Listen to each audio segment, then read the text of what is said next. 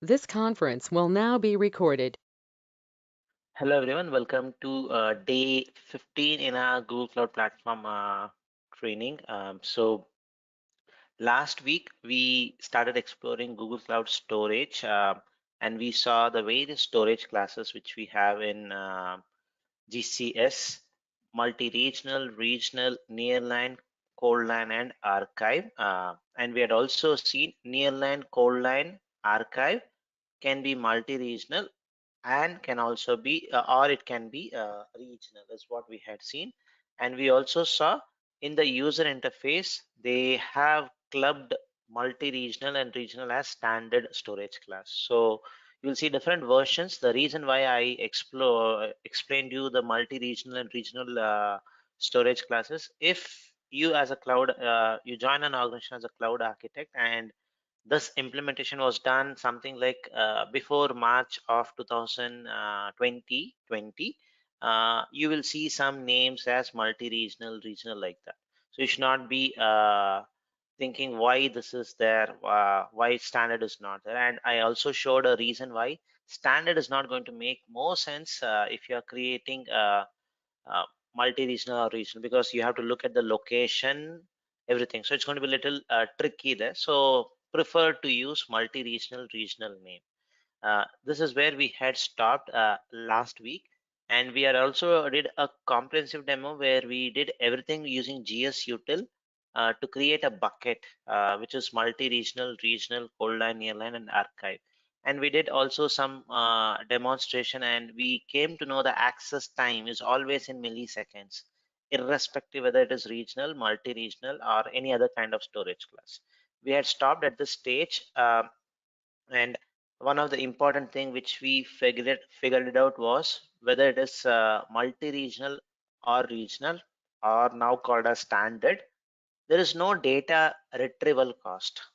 It is totally free. You can retrieve it n number of times, download the file, view the object, or download the object or view the object n number of times. You are not going to be charged.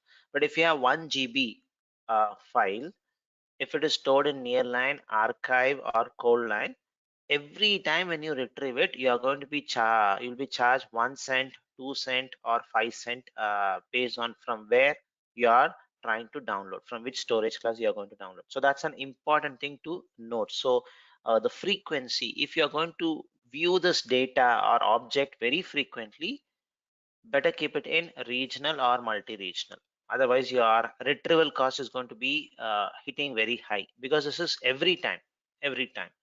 uh, we had stopped at this stage last week. uh, Today we'll look into another important thing where I guess some of you had asked a question also. What is class A, class B operations, and what is the difference between class B operations and retrieval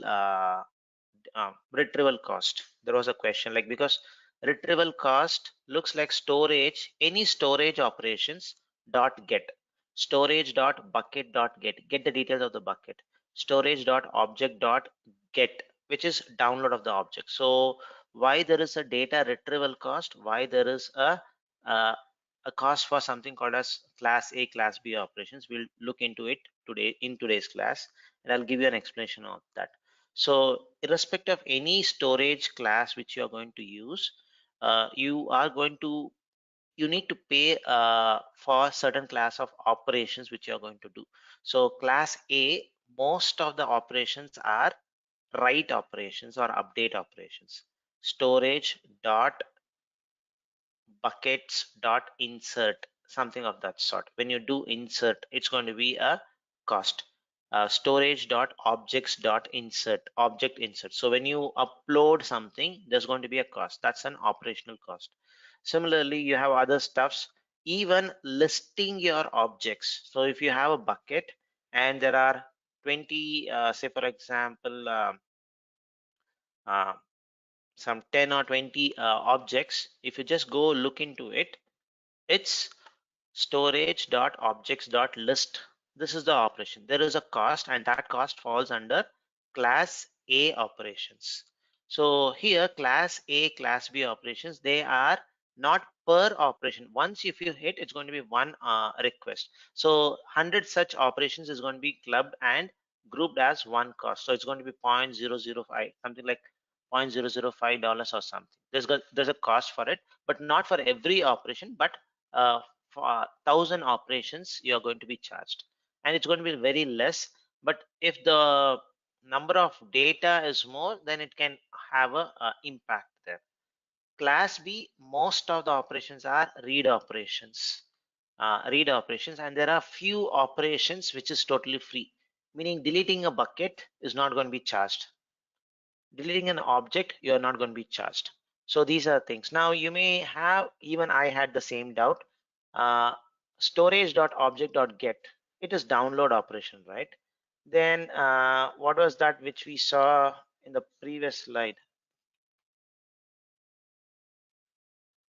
Retrieval cost is free. So this is where some slight internal workings. So looking into some internal forums or some stack driver or stack overflow would help you out.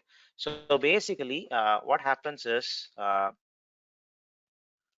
let me just create one bucket. Let me create a bucket.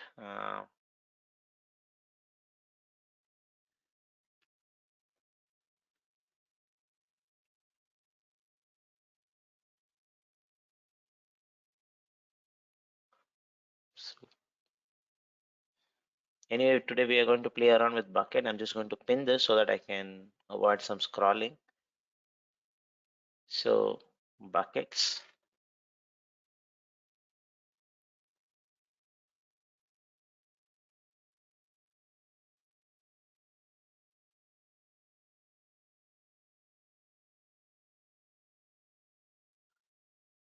So create a bucket. And last week itself, we saw what should be a good naming convention you should use. So generate some GUID and use that is what I had mentioned. But going forward, at least for the demonstration, for the quick demonstration, I'm just going to use the project ID. Not highly recommended, but to make the demonstration faster. So I cannot always go and generate an ID and keep doing it. So I have mentioned it so you don't do the mistake when you are doing the real implementation.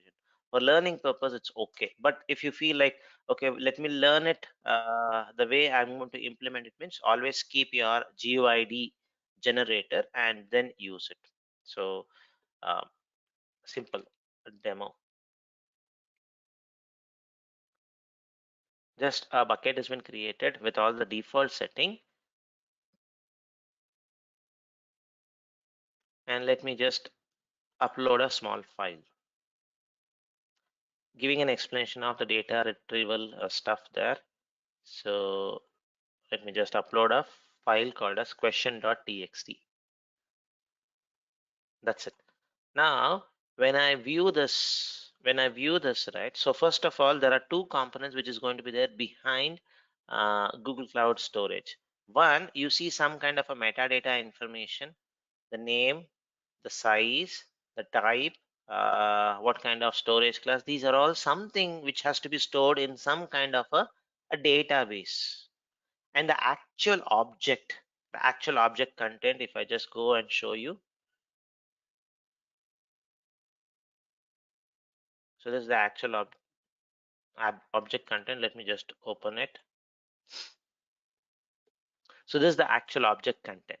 So there are two parts when it comes to this thing. So one is certain metadata information about the object, which is going to be stored in a database. What kind of database? We don't have that visibility. It's not mentioned very clearly in the documentation. Internal database. So metadata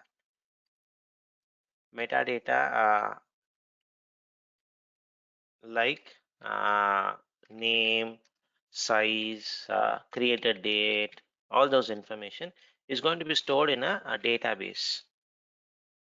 And the actual object, actual binary large object is going to be stored in your GCS.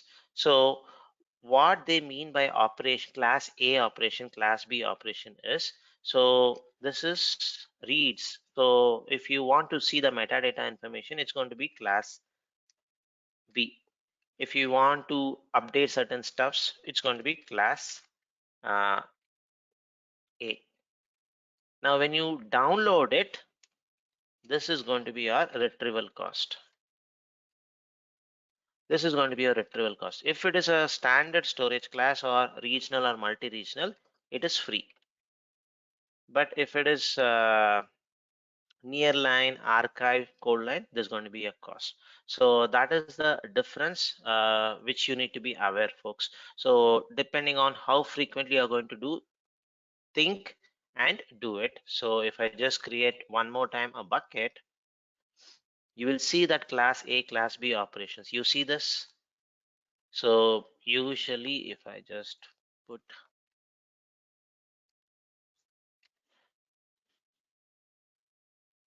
so if it's multi-regional, per 100 operations, it's going to be 0.005 dollars, and class B operations are usually 0.004.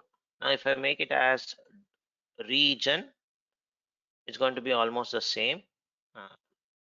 It's going to be depending, it's going to change based on the storage class. If I make it near line, it's going to increase. Cold line, it's going to be almost same, and archive is going to have the highest class A and class B operations.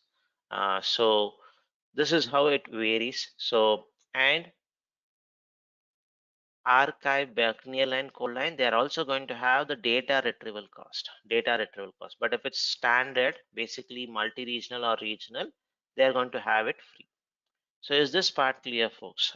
Many I have seen many learners get this part confused. So retrieval and class A, class B. So at least retrieval and class B usually gets confused.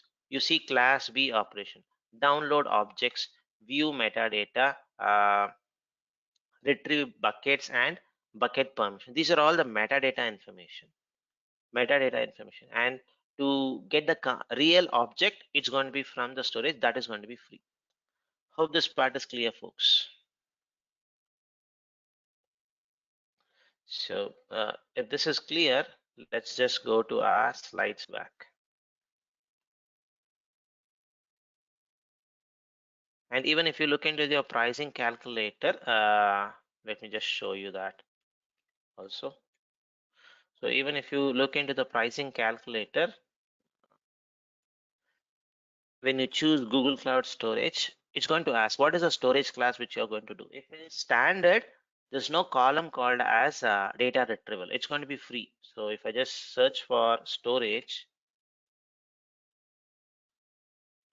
so the first option which you get is basically for your standard storage class. So you put 10 GB, 10 GB of data, and the class A, how many class A operations you are going to do. So let me mention it as something like 10,000 class A operation, write operations, 10,000 read operations. That's it. If I just click on add to estimate, I'm going to get some cost. Similarly, that's a huge one. So the number of operations which I'm doing. Now, if I go to nearline, cold line, archive, I'm going to see one more extra field, data retrieval size. How much data you're going to retrieve. So that's going to make it very, very clear. So when you are designing it, make sure how much of class A operations you are going to do. So, oh, this is million. Okay, this was per million, folks. Sorry, I should have put one at least. So that was a huge number. It is per million. Sorry. Now, if I had it, it's going to be little lesser price. Not scary. Okay, 5 cents or $5. So this is an important part which you should be aware about the class A and class B operations. So this does not make any difference if you are using your GCP console, your client libraries, or your GS util command. It's going to be the same thing, class A, class B, irrespective of from which place you're in which mode you are going to do, it's going to be the same cost. So usually it is 1,000 operations per 1,000 operations. When I delete my bucket, it's not going to be charged. Now, because we just talked about deletion, right? Uh, in last class, we had seen the various storage classes. So archive, nearline, coldline, and standard storage classes. So there is something called as early deletion. So for example, if I just go back a couple of slides back, when it comes to this long-term storage class, you have to retain the object for minimum these days. If you don't retain it, you'll be paying a penalty. For example, if you keep an object 1 GB file or 10 GB, 1 GB, let's take 1 GB file, you keep it in cold line only for 60 days and delete it. What's going to happen is uh, and assume this is March. So you're going to get the bill for March at the end of March. In April, or sorry, in March itself, you are going to get a extra cost saying that early warning delete because you did not retain it for 30 more days. As per the requirement, it has to be 90 days. So you'll be charged that the 30 days cost also going to be added in your invoice and sent basically. So you have to retain it. If you don't retain it, there's going to be a early delete deletion cost. So this is the screenshot from my invoice where it's going to show nearline storage in Mumbai where I deleted the bucket well before it was supposed to be retained. So there's a cost which I need to pay. So this is an example from the documentation itself. Yeah, it's just like your deposit. Yes, that's the same example which I had given last time also. It's just like your say fixed deposit which you do in bank. So if you mention it for 1 year, but due to some emergency you want to break the bond and you want to take it out from in the 6th month itself, the bank is going to charge you because the bank would have put this money in some other investment, so they have to pay the penalty there. So this example, this words are directly copied from the documentation, and which is really very crisp here. So you have 100 GB of cold storage data in US multi-region. We know cold line can be region or multi-region. So if you add a data on the day one, for simplicity reason, we add the data on day one. So and we don't remove it till 60 days, 2 months. So you'll be charged $14. How? So if I just go back, create a bucket,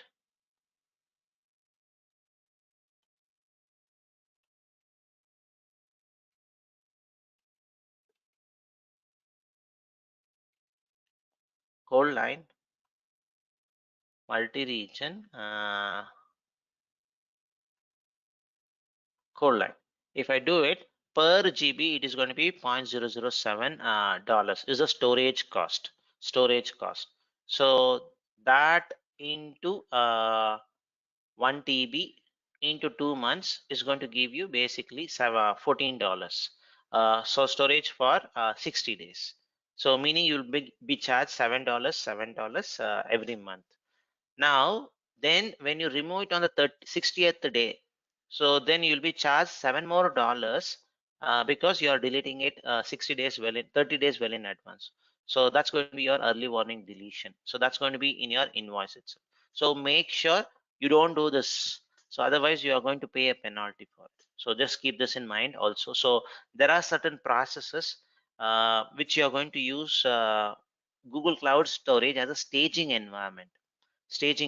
For many processes, you are going to use it. We already saw App Engine, then Google Container Registry. GCR was using Google Cloud Storage as a staging environment or for keeping the container images.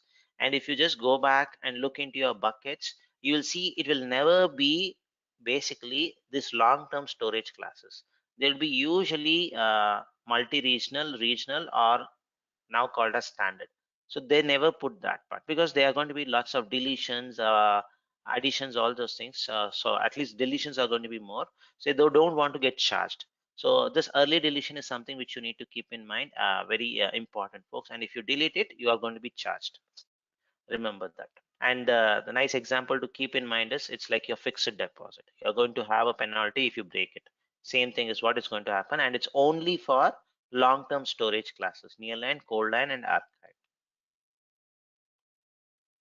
Moving on to the next thing, it's now a little bit time for us to think and create some stuffs. So first requirement is something like this. You have a multi-regional storage class, the standard one, uh, where videos which needs to be served with the lowest latency for 6 months. So assume you are a media company or some normal organization itself, but you have some promotional videos which you feel needs to be served from your Google Cloud storage bucket.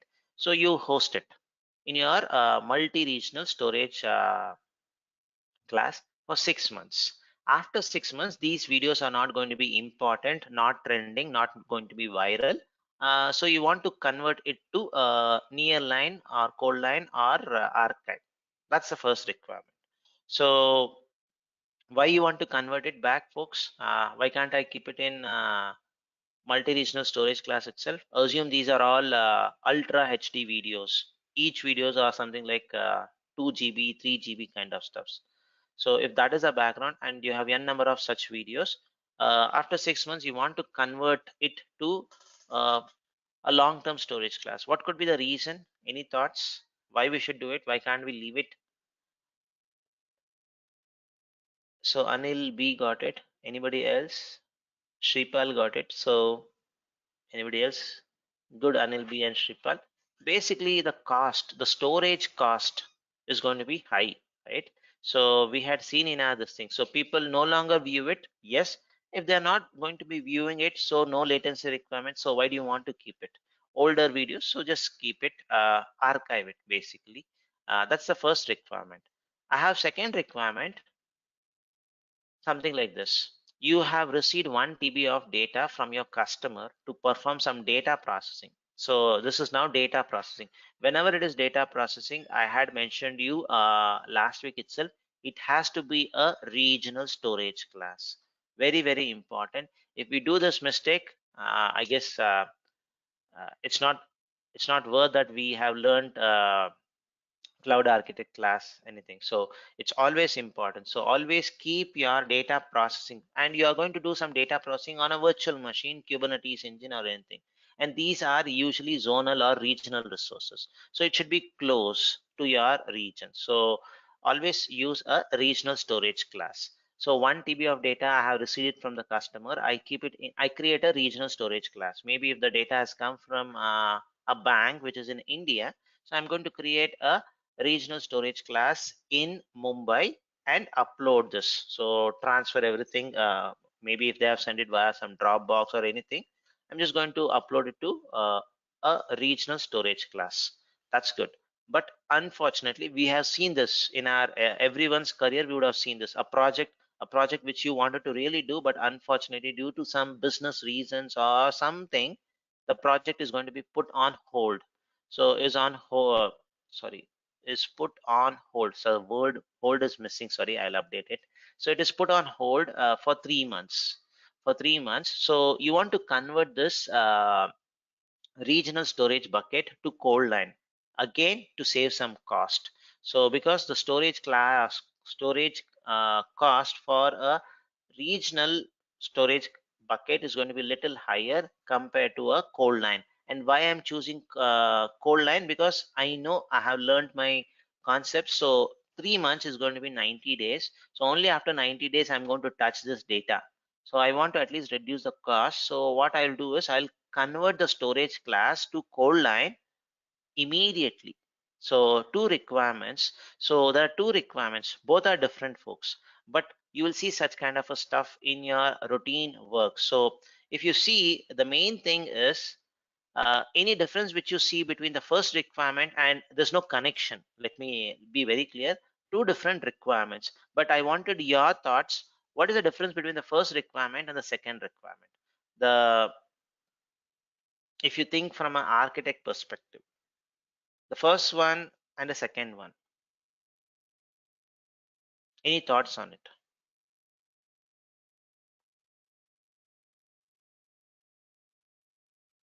Any thoughts? There's no connection. One is a different requirement, another one is this thing, but something which is good with requirement 1, something which is good with the requirement, something which is with the requirement 2. First one, yeah, the first one, as Deepak Bhandari mentions, the first one is after 6 months. The second one is uh, immediately. So second one, the first one is regional, multi-regional. The second one is regional one. That's another important thing. So the most important thing, as Deepak mentioned, the first one is going to be, it's a well planned one. You have very good vision. This is where a cloud architect really shines. You know the requirement, you have captured it very well. You know the stuffs. Yes. Now, the moment I create a bucket, I should have some configurations where this needs to be well planned. It should be done automatically like this. I don't want to do, I don't put a reminder in my calendar and go turn this to archive on the 6th month. I don't want to do it. It should be designed in the system. So yes, so that's where we will use something called as object lifecycle policy is what we are going to see. That's the first one. The second one, if you see, it would have happened to everybody in our work. It's a ad hoc, do it ASAP. That is a kind of requirement. So you see two kinds of requirement. One is a well-planned one where architects can really shine, but sometimes there are going to be some ad hoc requirements where you need to do it on the fly. So two kinds of requirements. Let's see how we can address this, both the things in a good way. There are two options. First, let's go with the well-planned one. For that, we are going to use something called as Anil Kumar mentioned, object lifecycle management. You're going to create some policies saying that if the object is in a relational storage, sorry, regional storage bucket, after n number of days, change the storage class of all those objects into nearline so that my cost drops. After n number of, after y number of days, change it to coldline. After Z number of days, I don't need this object itself. Delete it. So I create a life cycle for my objects.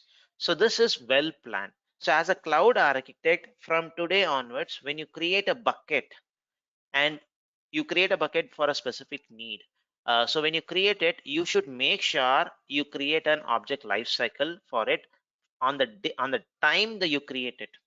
There's no setting which basically it's not going to prompt you to create an object lifecycle, but you should make it as a practice. Whenever there's any bucket created, create a lifecycle for it.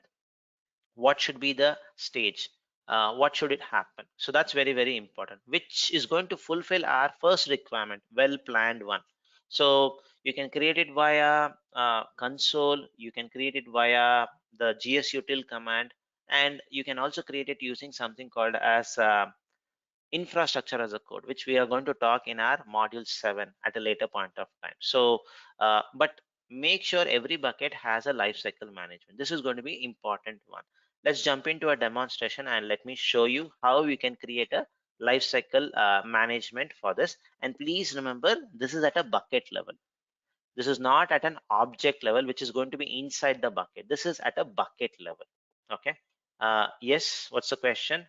uh, Yeah, my question is, for the first option, which is well planned one, mhm. regional and multi-regional storage class and 6 months. Mm. So will that change from standard to nearline or cold line automatically, or just it has to be Automatic. done? It's automatic. It's automatic. That's what Okay, we are going to okay. see it. It's automatic. When you create itself, you do it. It's well planned. That's why. So, but the That's second where one, sorry, yeah, the go ahead. automation will be the automation is nothing but object lifecycle management, Correct. from where you configure in such a way that Correct. it Correct. will be changed storage class automatically. Correct. Correct.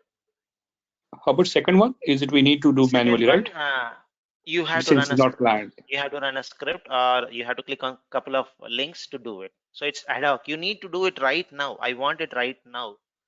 So it has Okay. to be a script. It has to be a script. You have to do it manually only. I'll show Thank you you. the demonstration. So when I Okay. show you the demonstration, it's going to make it clear. You do in the system, right? You mean Yeah, you we are show that going in to the do it. system. Yes. So now we'll create a bucket where we will do this part. Okay, so I'm just going to delete this. I don't want this. Okay, I just leave it like this. So you see this column, folks. This is the one. So when I created a bucket, uh, not just running gsutil mb or just clicking on create button is not enough. You should have a policy defined on this, the lifecycle rule. So what should happen to the objects which is inside here? So currently there's none applies to the buckets objects when they meet the user defined condition. So basically, so currently there is nothing. So what is there inside this?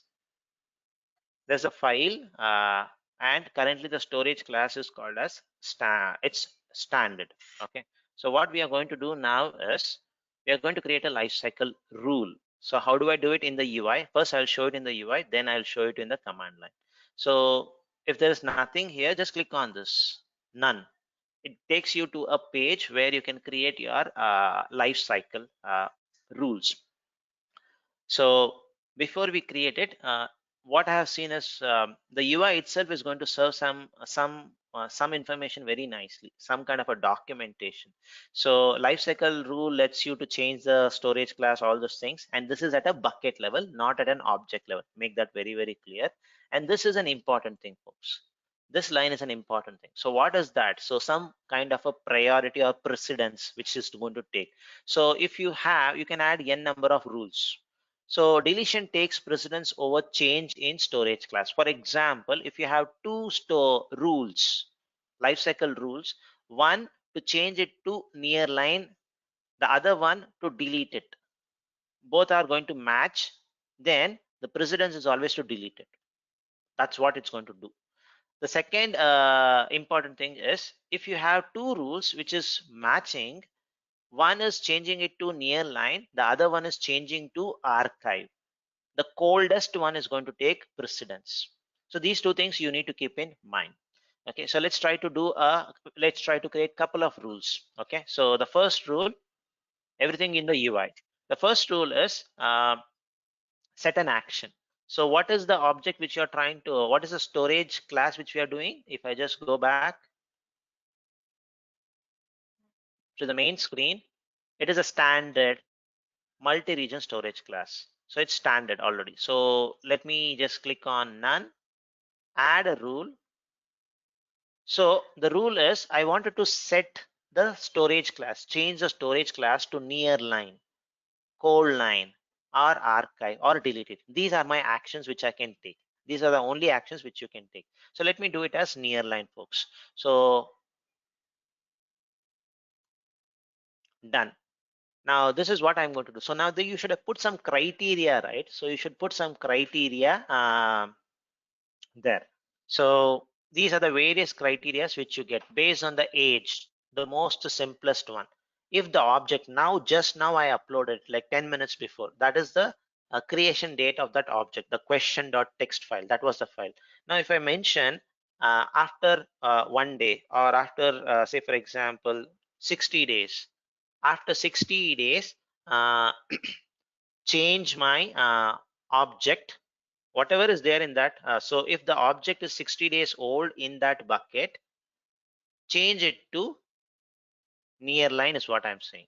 Change it to near line is what I'm saying. So the action, what is the condition needs to be met, and you can have a combination. Basically age is this, created so and so date, what is the storage class matching specifically. So you can mention the storage class has to be standard only, then only I'm going to match this. So you can put all these combinations of rules, then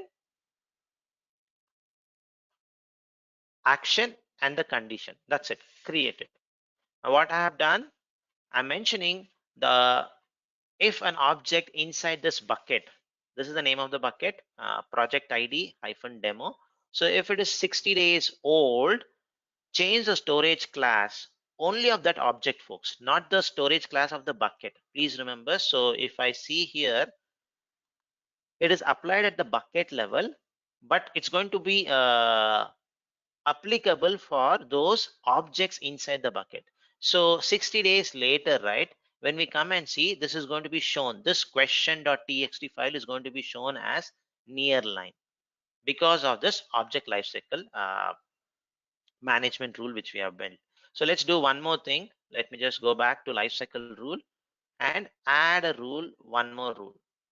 Now when I add on a rule, right, this is another important information which you need to see. Whatever the rule which you're going to put, it's not going to be immediately reflected. It's going to take 24 hours. In my experience, it takes little more than 24 hours. So 27 hours is what it has taken in my own experience when I have done. So it's not going to be immediately affecting your stuff. So you cannot expect something to happen magic right away. It's going to take, if you want to have it immediately, there are options which we'll talk, but this is for well planned. So 6 months you are planning, so this is going to be a good choice. So this is going to be to put it in very simple terms, this is going to be your stock market or your SIP which you're going to do. So you are planning it for your investment very well. So that's an option kind of thing. So let me add one more rule. The rule is delete the object. The delete the object is a stuff. So I want to delete it. I don't want to change it to any storage class. Delete it. I don't need it. So when should I delete it? Let me put a condition like I want to delete it in 30 days. If the object, the age of the object is 30 days, the time it was uploaded to this specific bucket, it would have come from another bucket, does not matter. But the time when it reaches this bucket, when it was uploaded, that is the age, that is the day one of it. So after 30 days, I want to delete my object is what I am saying as a condition. So now done. Done. So I have two conditions, folks. Now, any thoughts on this before I give some suggestions on this? So I have two life cycle rules which I have created. Now, what's your thoughts on this? One is to convert to nearline. The other one is going to be delete. Any thoughts on this? You may get questions like this also, just to hint you. Deepak Bandari got it correctly so far. Anil B, your answer is correct, but slightly rephrase it. Uh, Mangesh and Anil B answers are almost same. I wanted slightly a different answer. Yes, Shripal, that is correct. But any thoughts on this? What's going to happen? Is there something wrong in this, or everything is correct in this? Any further thoughts? Basically, if I say in very simple terms, this rule is never so. Object is not needed because the life cycle will take care. Delete is not needed because life cycle will take care. Cost will incur of no. My thought is this rule will never apply, folks. This is a redundant rule. It's of no use because on the 30th day itself I have deleted it. So on the 60th day, if you see, there's no object going to be. So this rule is redundant. It's of no use. So you may get questions like this. So you need to look for that properly, whether this rule is going to be applied or not, first of all. It does not mean whether the rule is, just because the rule is there, it's going to be there. So if the object is not updated, so say for example, this is based on the creation, Anil Kumar. So we have mentioned created date. From the created date, you are going to change 30 days. So, and basically in Google Cloud Storage, you don't have an option of objects not objects update concept is not going to be there. It's a blob storage, immutable object. There's no concept of I create it today, I have tomorrow update it. No, there's no concept of update. You have to always override it. So you have to always override it. So basically the first rule which I have highlighted is not going to be even used itself at any point of time. And just a life cycle rule is not going to cost you anything. Okay, it's not going to cost you anything, but this rule is of no use. It's not going to be applied itself because on the 30th day itself, the object is going to be deleted. So on the 60th day, the object is not going to be there itself. So that is the main important thing which I wanted to highlight here, folks. So hope it makes sense. You may get questions on this kind of a stuff also. They may give you a life cycle rule and say which is going to apply, which is not going to apply. Okay, so and it's going to take 24 hours to reflect it. So now let me just delete this rules and to show you how it works in the command line. So for that, so I have deleted it. It's nothing there. Now you may get questions even on this kind of a format also. Let me just reconnect to my Cloud Shell.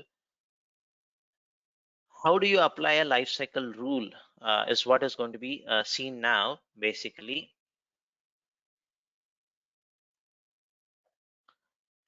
If you just come to your console, you see the lifecycle rule is none. So that's good. It's going to quickly show whether it's going to be there or not. The lifecycle rule is there or not. Now let me just show you how do I do it. See whether for a specific bucket a lifecycle rule is there or not. Let me launch it one more time.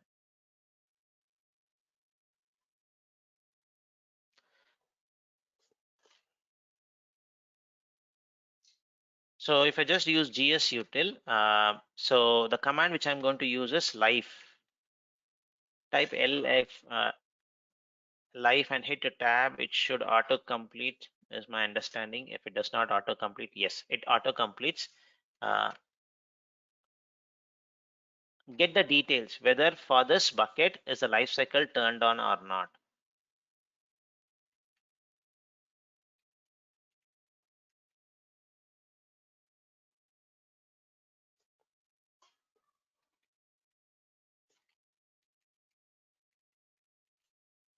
Which is going to be the project ID hyphen demo. So if I just do it, it's going to show none or no lifecycle configured. Good, which is in sync with what we see in our console. Now, how do I create something in command line? So for this, I do it basically using a JSON file format, folks. Using a JSON file. And this could be also a possible question which you may get in the exam. So where they focus whether you are going to create a lifecycle rule via XML or via JSON. So this is the JSON thing where you can easily see how many rules are there. Basically, two rules are there. One is delete after 30 days. The second one is delete after 30 days. So 10 days. There are two things. Is live true? What is live? We will talk about that at a later point of time. Basically, there's a concept called as archiving, which will look into that. So if it is a live file, delete it in 30 days. If it is an archived file, delete it after 10 days. So there are two life cycle rules. Both are going to get applied basically. So this is the rule which you are going to do. Let me just show how do I apply it. So basically you use, because there's a get, so definitely set should be there. Set, make sure your file is there in the right, you are in the right directory, lifecycle dot json on which bucket. That's it. This is going to set a life cycle on it. And if you now do get life cycle get on that specific bucket, it's going to show you the same JSON output, same JSON output. So the key part here is from the exam's perspective, it's going to be saying that whether you're going to use XML configuration or JSON. Even this could be a possible question. So be aware it's going to be always in JSON. So if I just refresh it, I should see two rules are there. So want to see those details of the rules, go inside and you will be able to see the rules there. So a small tip, let me add it in the cheat sheet. Uh, in the examination cheat sheet. So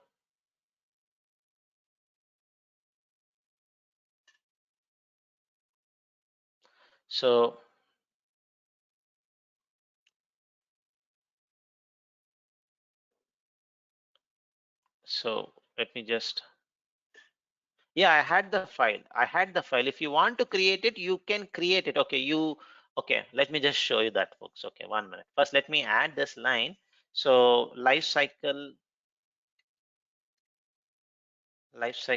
management rules.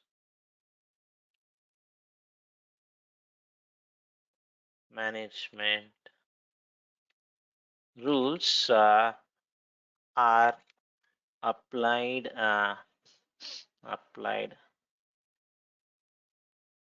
using a JSON file. So the JSON is the important thing here. JSON file. That's one important tip. Another tip which you need to be aware is look for lifecycle rules, lifecycle management rules. So order. Will it apply or not? Will it apply or not? For example, uh, change to nearline, change to nearline,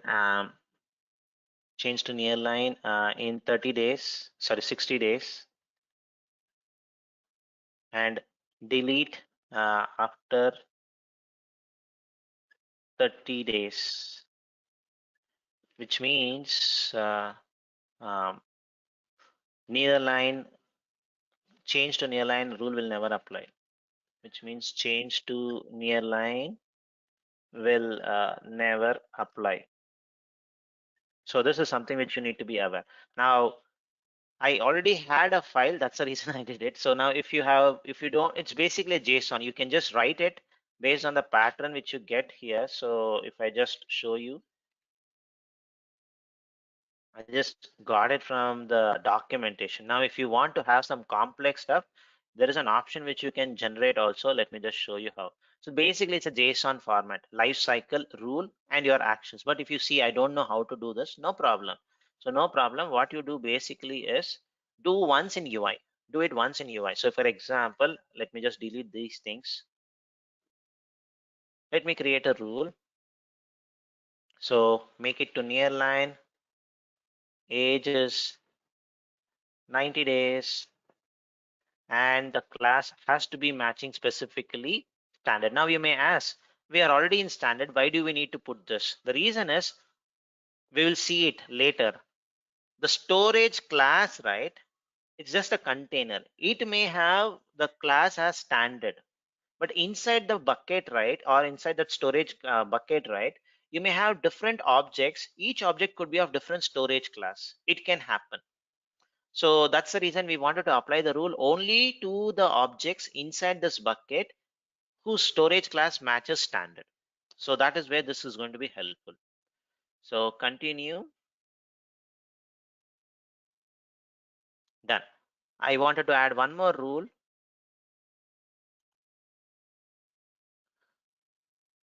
Delete it. Age. Now age and 30.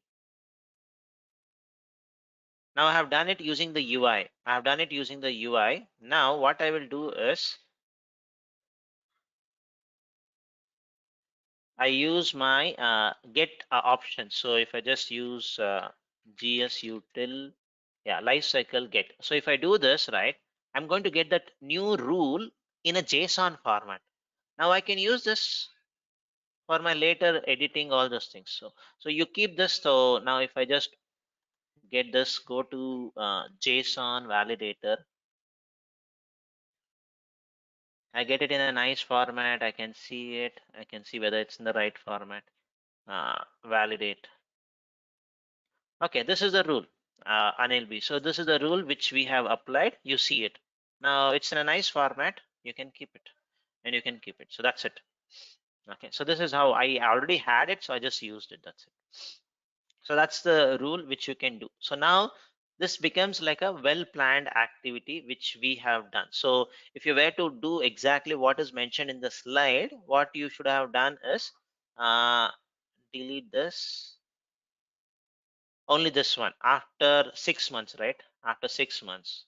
So 6 months is 6 into 180 days. 180 days, if it's standard, make it as basically near line is what we are going to say. this is going to be applied. So if I just refresh it, I should see those rules, and that's going to come into picture. The first one is fulfilled. Awesome.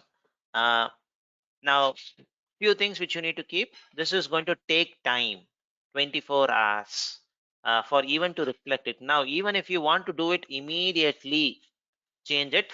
If you put life cycle rule, it's not going to work. We are very clear. We saw that also. It's not going to apply. Maybe if you want, you can give a try one more time. Let's do something like I want to change it to near line right now. Right now. If I do something like near line 0 days, it's going to take 24 hours. Even if it is this thing, it's going to take 24 hours. So if I just go to my object, keep refreshing it till the end of the class, you will not see it getting converted to near line because it's going to take 24 hours. So this is not going to happen immediately. The ASAP requirement which all the managers ask, that's not going to happen. So if you want an ad hoc way, right now I want to do it, let me show you that demonstration. So for that, I'm going to create a bucket. I'm going to create a bucket. So GS util MB minus C. Let's create a regional one. So in Singapore, and the name of the bucket, I'm going to make it as dev shell underscore project ID ad hoc. This is the name of the bucket.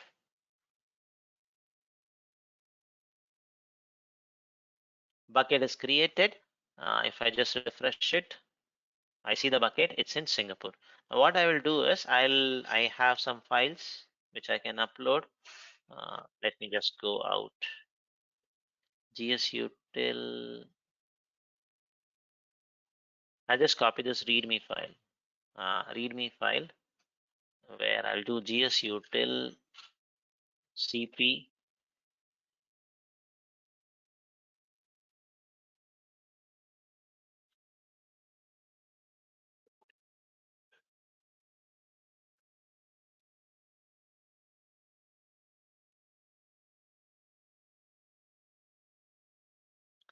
README file, and this is my bucket.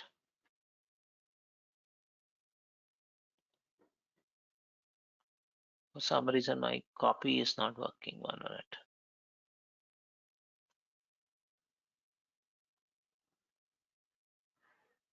Okay, let me just type it, folks. I'll check why the copy is not working. No, it should automatically copy to the clipboard. Maybe some setting has been gone. So I've seen such things like this. That's okay.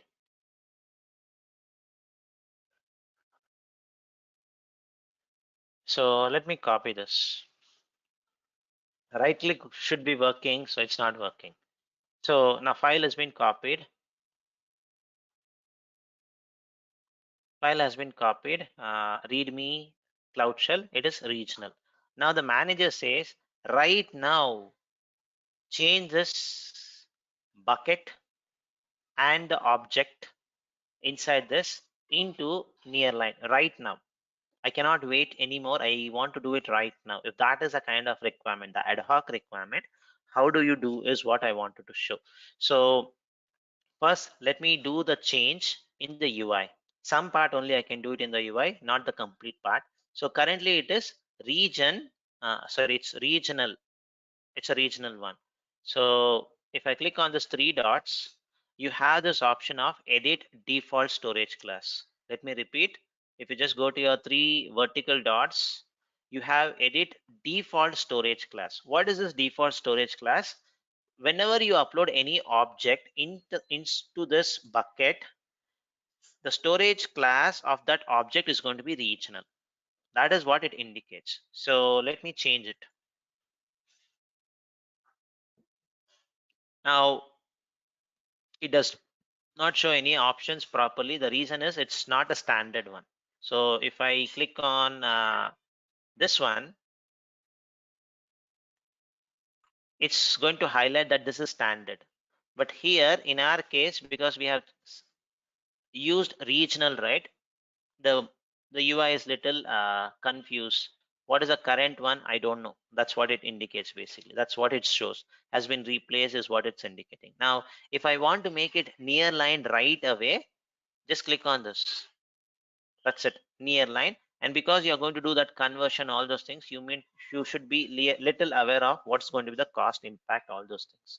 So right away I'm going to do it. Good. It changed. The storage class of the bucket is changed. Good. Let me go inside the object. It is still regional, meaning it has not fulfilled our requirement. So it has not fulfilled our requirement.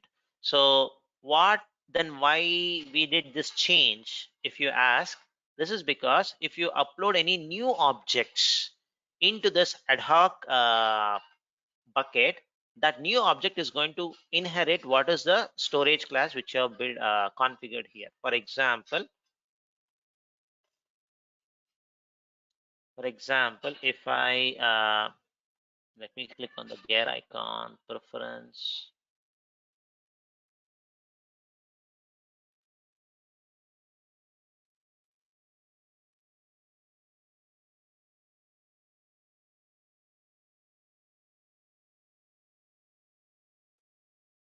So if I do something like GS util, I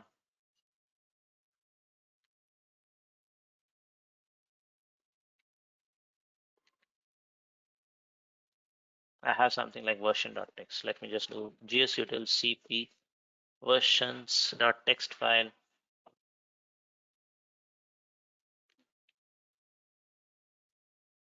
There's a new file.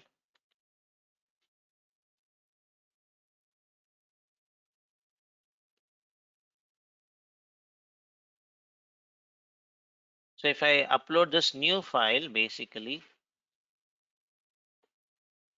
it's going to have basically the class as nearline. Let me just go and show you. You see this? New objects which you upload is going to inherit what is defined at your bucket level. What is the bucket class you have defined? It's going to inherit. But for the existing object, if you were to do it, you don't need to change the storage class. Basically, what you can do is you can run a command which you can only run it in the command line. So there's no option here to do any changes at an object level. So you have to run a command line command only to do it. So the command is going to be something like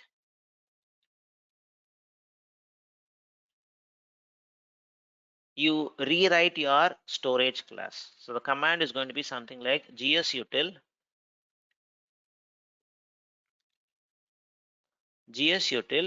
rewrite rew and hit tab. It's going to auto complete. At least in Cloud Shell, it's going to auto complete. If you do it in your Cloud SDK in your laptop, it may not come auto complete. Minus S. What is my storage class you want to change it to? So you can type nearline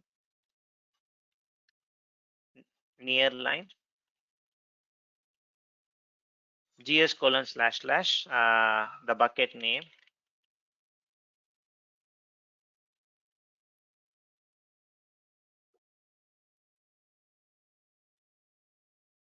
head off.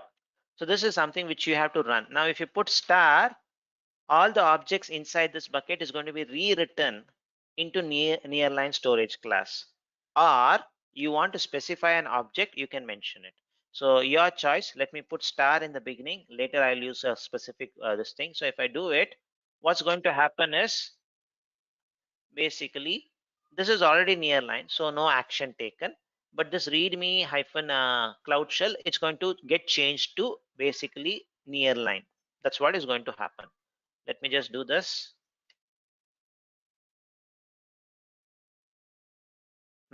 Done.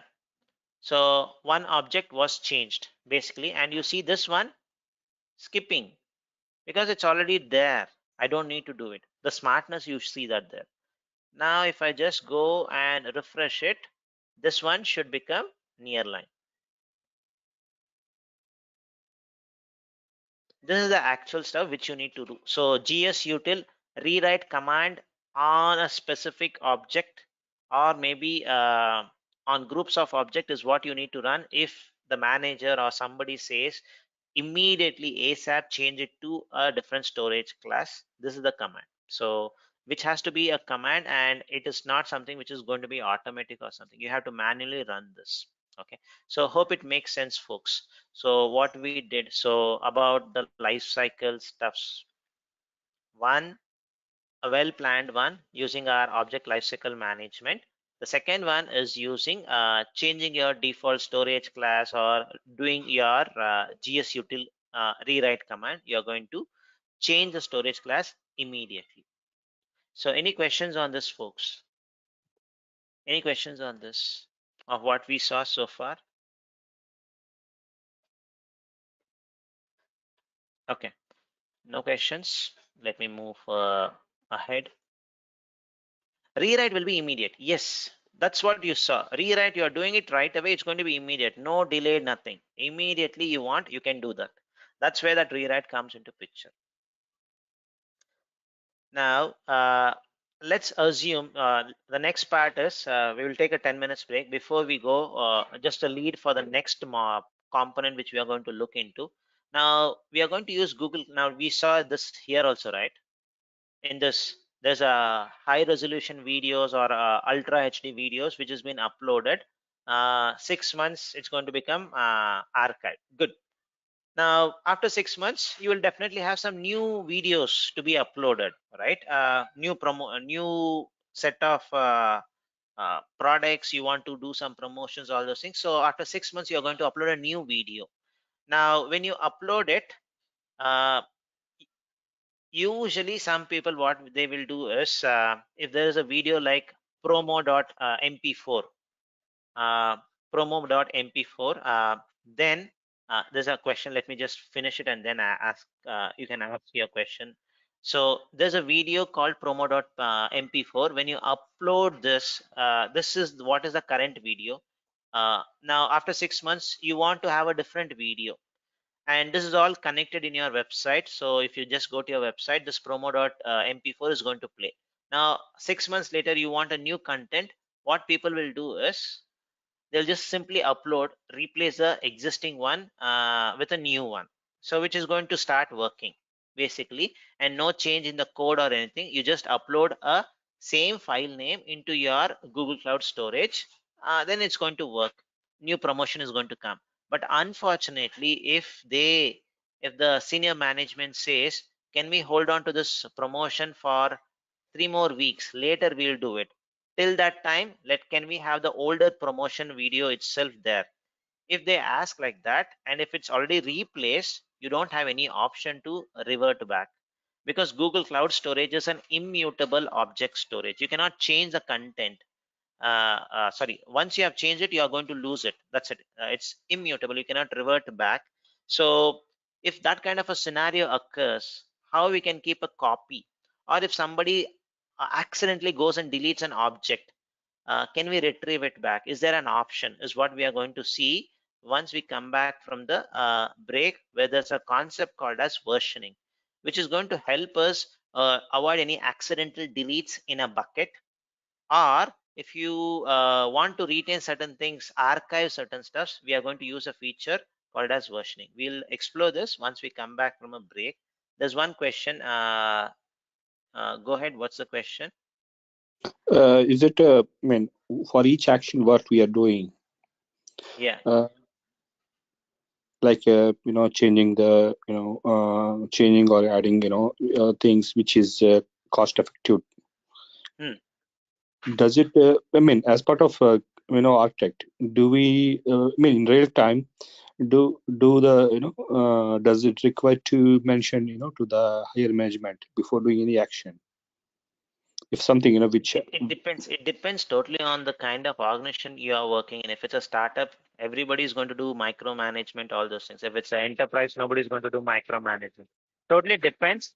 But if there is a cost involved in it, I would always suggest to change, drop a mail and get a confirmation. Basically, anything on cost is always going to be important. is what I would say. So it's going to impact the cost. Why don't you Okay. proactively say this? That's going to be, and it's going to depend what is the mutual relationship between your manager and you, which you do. And these things may not be done by a cloud architect, but you are going to suggest it. It's going to be done by an operation person who's going to do it. So it's basically, if they don't know, they may reach out to you. So you should be in a position to do everything, give them guidance basically. Okay. So hope that answers your question. Now, what we'll do is we'll take a 10 minutes break, folks. Once we come back from the break, we'll look into an interesting one, which is versioning concept. Okay, so we'll look Because into that. yeah, one more Is there a question. yeah?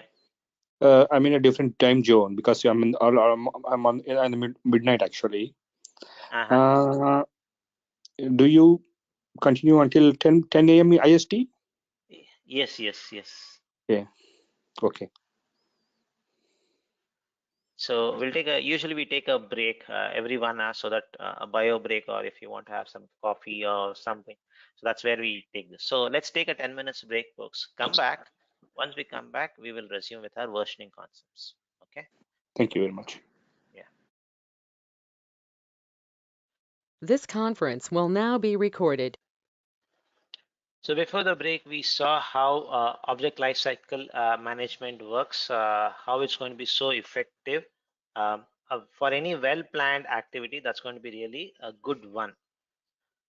Now let's look into the next part, a feature which is there in Google Cloud Storage. By default, the objects which you upload are immutable, meaning you cannot change the content. If you were to change it, you have to upload a new content, override it. That's basically what is going to happen in Google Cloud Storage, because it's a blob storage, immutable blob storage.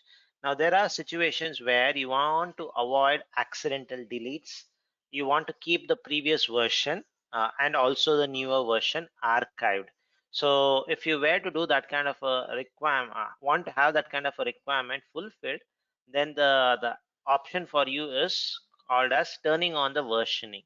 So what it basically does is, people with background how a GitHub, a Git repo works, uh, the versioning how here works is going to be totally different.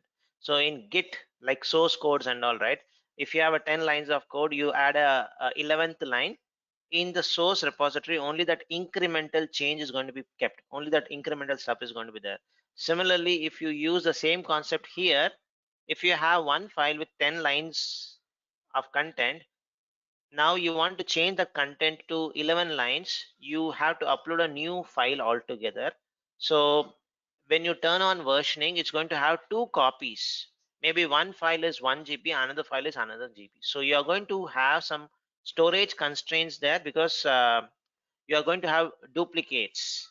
So you are going to have duplicates when you are turning on versioning. But more than duplicates, your concern is to keep the data, and don't allow anybody to delete it. Whenever somebody even accidentally deletes also, you can restore it back. So because all the files by default is going to become like archived when you turn on versioning. But by default, for any bucket, archiving is not going to, sorry, versioning is not going to be turned on, because it's going to be little expensive, because copies, multiple copies means multiple files. So it's going to double, triple your cost. Say for example, if it's a promotional video which is of 2 GB, and you feel somebody can accidentally delete it, so you have turned on versioning on that bucket, and this is again at a bucket level, not at an object level. Nothing is going to be done at an object level, everything is at a bucket level. But the only thing is that cost is going to be at an object level. So if an object is near line, the cost is going to be for that object.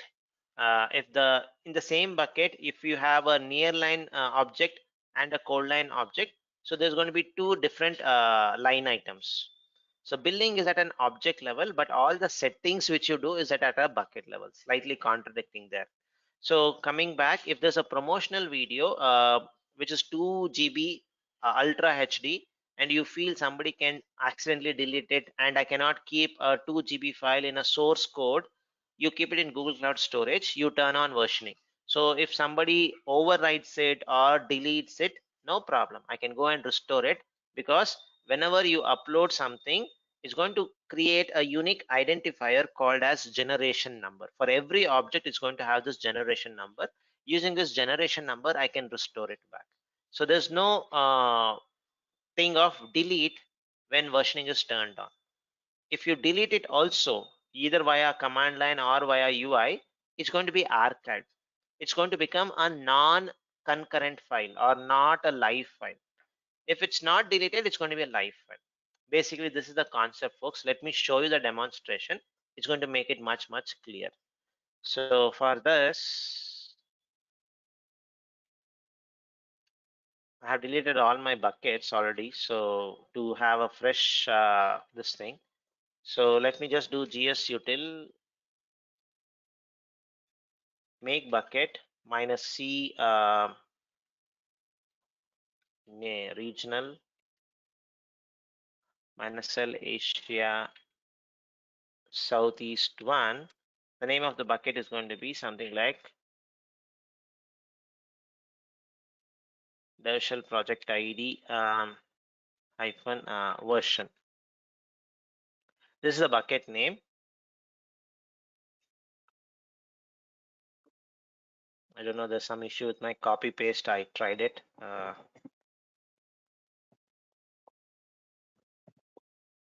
What's wrong in this, folks? Underscore ID. Good. What's wrong? Sorry, come again. What was wrong? Underscore ID. Underscore. Thank you. Thank you. Good. The bucket is created. Now, what we'll do is, I'm not going to upload a video file to show you the concept, but to understand how versioning works, all those things, what I'm going to do is I'm going to use a text file. Okay, so but before we upload the text file, see all those versioning concept, we have just created a bucket right now. Let's go and see whether versioning is turned on or not for this bucket. And you cannot see this feature in the UI. You have to rely on command line. So the bucket is created. If you click on this various columns, you don't see any column which talks about version, whether versioning is turned on or not. You're not going to get that feature. To explore whether the bucket is having that versioning feature turned on or not, you have to use basically a command like versioning. Just because my command line is not working, so I'm just going to use this versioning. Get the details whether versioning is turned on or not. So it's going to usually show suspended, which is an indication that it is not turned on. So how do I turn it on? Because you see it as get. So to turn on, it's always going to be something like set. And all these commands are already there in the cheat sheet, folks. So you can refer to that cheat sheet, which is in the Google Drive. So no need to make a note of it. Set on. So when I do this, versioning is going to be turned on from this time onwards. Okay. Now, if I rerun the same command, it's going to show versioning is enabled. Good.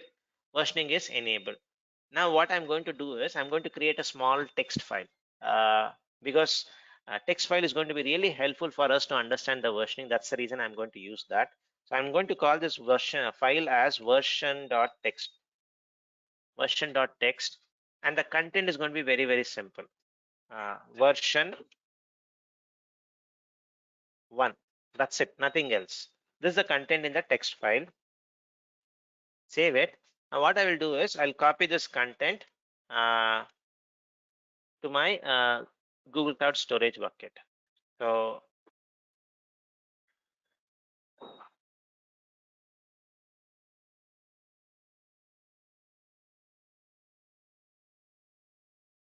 copy version.txt file. File copied. Simple. Now because it's a text file, I can use a command concat. The cat command I can use to see the content from the bucket itself. So how do I do it? Something like this. This command is going to help you out to see the content directly from the bucket. So version.cat. It's just going to show version 1. So far, so good, folks. So we just created a bucket, standard way. We uploaded an object, standard way, and we are just exploring one more command, cat command, so that I can see the content right away directly from my Google Cloud Storage bucket. I don't need to download or do anything. So because it's a textual file. Now what I will do is I'm going to change the content of this version.txt file. Now you may ask, is there a command something like gsutil edit this file? There's no file like that, and you cannot do any editing in your Google Cloud Storage because it's a object storage, binary large object storage. It's not a, so if you were to do editing like that, you should have used something called as a block storage, which is your persistent disk. But our Google Cloud Storage is not a persistent storage, so it's nothing to do with its ASCII or non-ASCII. So you cannot do any file editing because the way it's going to be stored is not in blocks. It's a blob storage. So that's the reason you cannot do any changes. It's immutable. If you were to change this content, I don't want this version 1, I want something like version 2 or something like that. What you have to do is download that copy, edit it in your local system or in your Cloud Shell, then upload it back. That is the only way you can do it. So that's where I'm also doing it. So I have this version.txt file in my Cloud Shell itself. I'll change this version 1 to version 2. Saved it. Now the change is still in my local system only. So I need to upload it. So what I'm going to do is I'm just going to copy it here. Now when I copy it, it's going to be copied. Now if I run this command, cat command, and see, it's going to show me the output of the live content, what was been latestly uploaded. So version 2 is what it shows. No rocket science. This is what everybody expects. So far, everything was going smoothly. Now, if somebody comes back, assume the manager comes back or the customer comes back and says, for some specific reason, can we revert back to the previous content? Now, the content could be an image, video, a textual file like this, anything. I'm taking a textual file just so that we can understand, we can see it, what has been reflecting. Now, if they ask, can you revert back to the previous one? And unfortunately, there is no backup copy in our local system, or there is no source control or anything, we'll be really in trouble. So on this object, because the previous content is already overwritten, I cannot restore it. But fortunately, in this bucket, because versioning is turned on, I can restore it. I can restore it very easily. So to restore it, I should know the complete name, all those details. So how do we get it is basically, so I'm just going to put a new tab so that we can see it back to back. So if I put gsutil ls,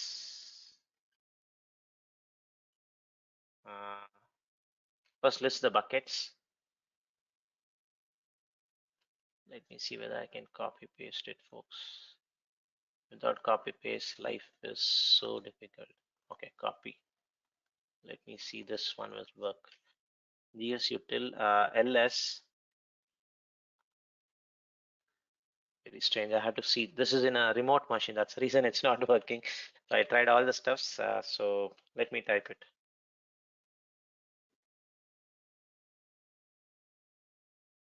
So today I'll understand the importance of copy paste.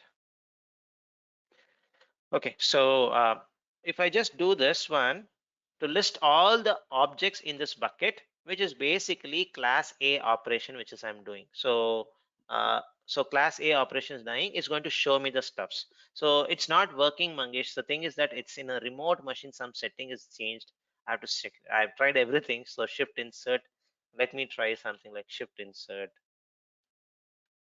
Okay, thank you. Shift insert is working. So you saved me something.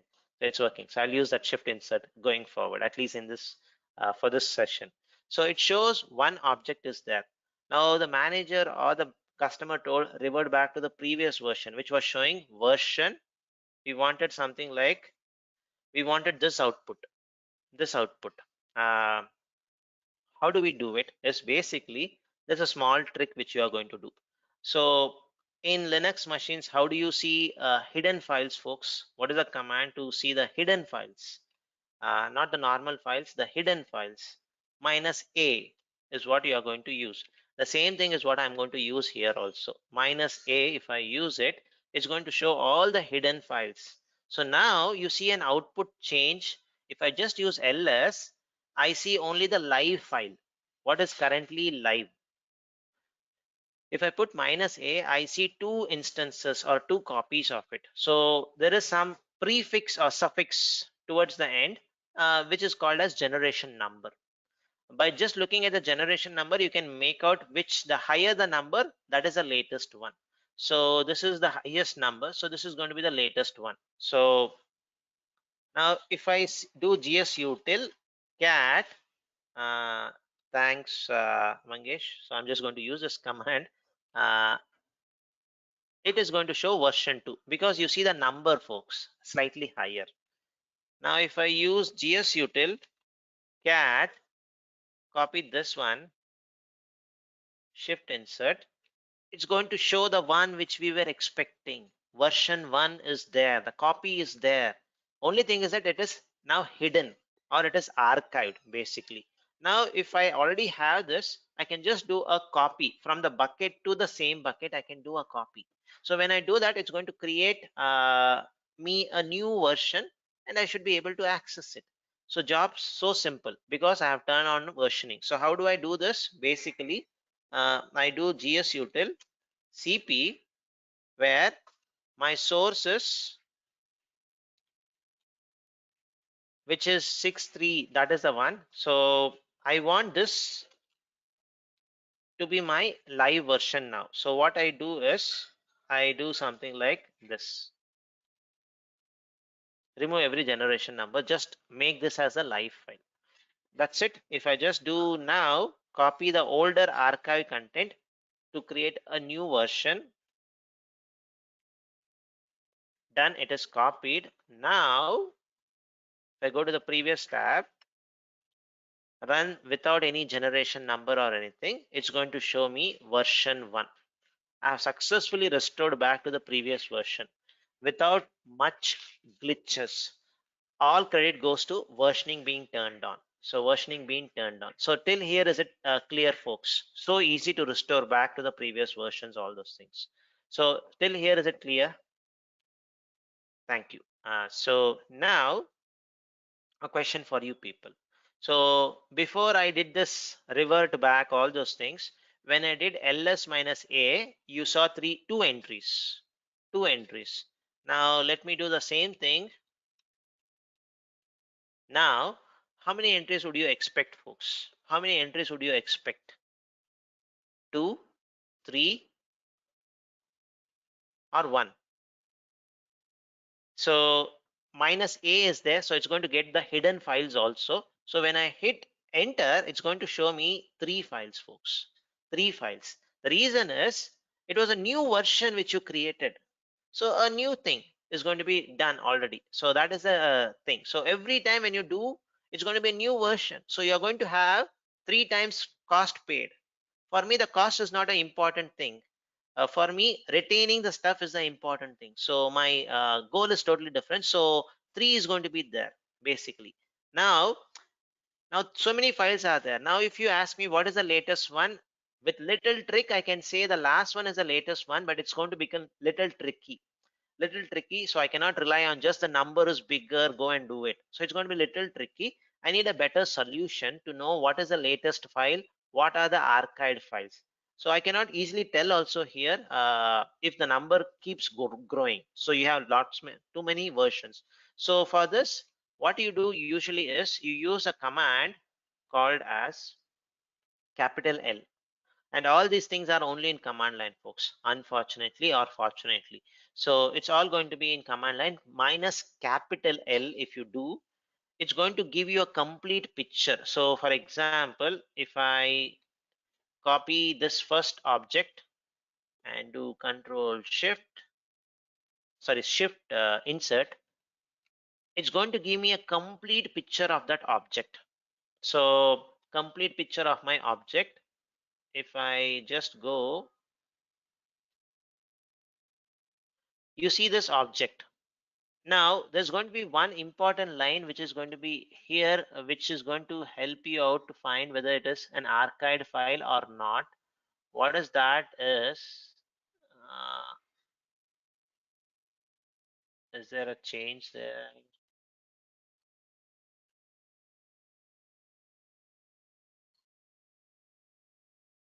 Okay, I have to show this also. 1 minute. Let me just do A.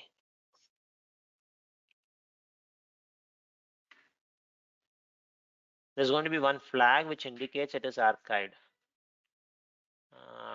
What is that file? I usually forget that name. Update. Let me just do this.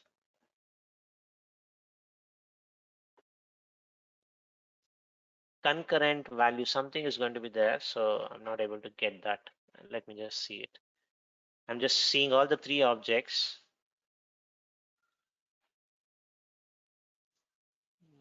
Okay, here it is not there. They don't have any change. I cannot see. Okay, so it is here. I have to do it. Sorry, folks. I have to run a command called as stat. They changed this actually. If I do a statistics on this, so it's going to show me some details. So one of the details is going to be something called as non-concurrent time. Non-concurrent time. So this is a slightly a new thing. They just changed it. Previously with minus capital L, it used to show. So now when I just put a stat on this, it's going to, or maybe I can put a stat on the complete stuff.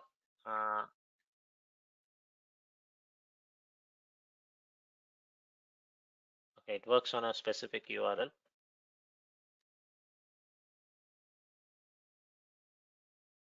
Okay, it always shows this one. Okay, let me just do something like this. GS util minus ls minus a.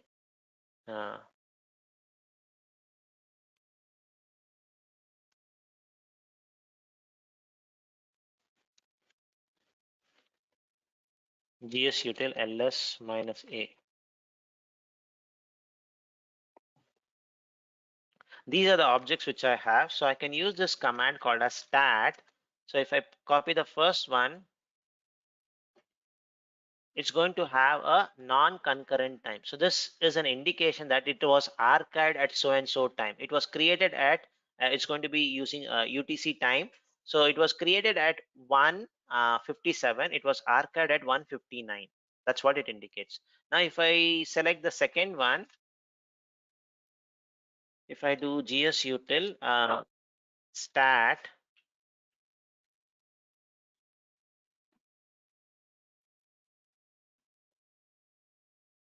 it also has a non-concurrent time. It also has a non-concurrent time. So it was created at 1:59, but was archived at 2:04. Now the time, it should be somewhere around 2 o'clock or something. So if I use the last one, that is the live one. This is the live one, right? This is the live file. So for this live file, right, if I do gsutil stat,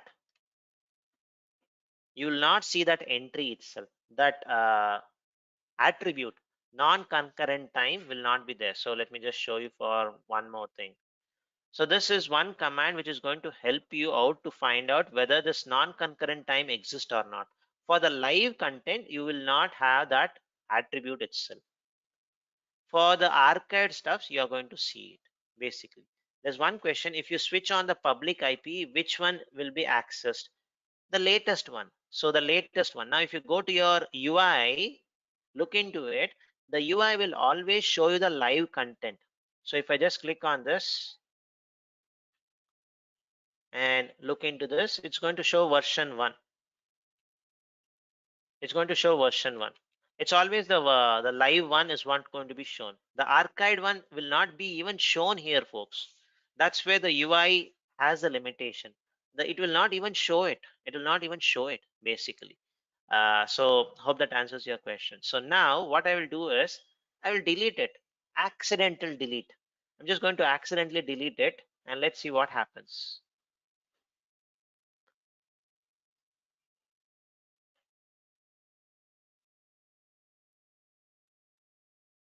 Not sure why it takes so longer to delete it in the UI. Okay, deleted folks. Accidentally I deleted it. Now, can I restore it? Definitely with my versioning I can restore it. So if I just go and run this command, how many files would you expect? I have deleted it, folks. I have deleted it. There's no live file. Now when I go and put ls minus a, how many files would you see, or how many versions do you see? Basically 3 or 4 or 2 or 0. 0, 3 or 4. I got one response, two response, three response. So basically it's going to be 3. Why? I'll tell you. First let me show you it is 3. Now why it is 3 only is the file was there. Now the last one, which was the live one, when we saw that non-concurrent time entry was not there, now it is going to have it. Only that metadata has been added. That's it. So it's going to be 3. And if I just do GS util stat, now it's going to have a non-concurrent non-concurrent time entry. So the time now, if I just search the UTC time now, it's going to be UTC time now, it's going to be around 214. So it was archived at 214 or 212 now, basically. So this is going to protect you. Now, every file which you have is archived. So because everything is archived, that is the reason why you don't see anything in your UI. All are, so UI always shows live content. It will never show you the archived content. It's like your Windows machine where you can have an option of show hidden files or don't show hidden files, something like this. The UI only shows normal files, not the hidden files. Now, if you were to restore it, if you were to restore it to, you tell me what version you want to restore, I can restore it. Which version do you want me to restore it, folks? Which has version 1 content or version 2 content? We can restore anything. We have that this thing because we have turned on versioning. So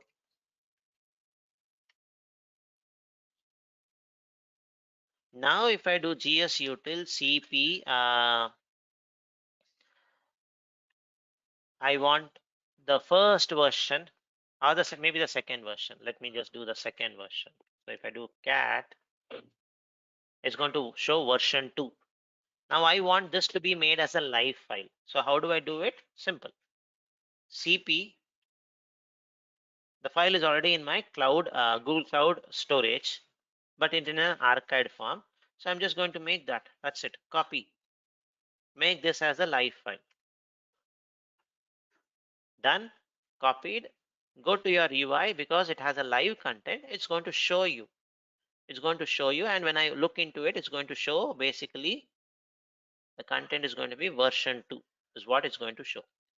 It's going to show version 2. Now last and the final question for you people. Now if I put gs util ls minus a, how many files do you see, folks? 3, 4, or something totally a different number? Now everybody is giving the right answer. So now you got the concept. So I'm happy. So it's going to be 4. It's going to be 4. And looking at the time, this is the last one. If I do gs util stat, it will not have any non-concurrent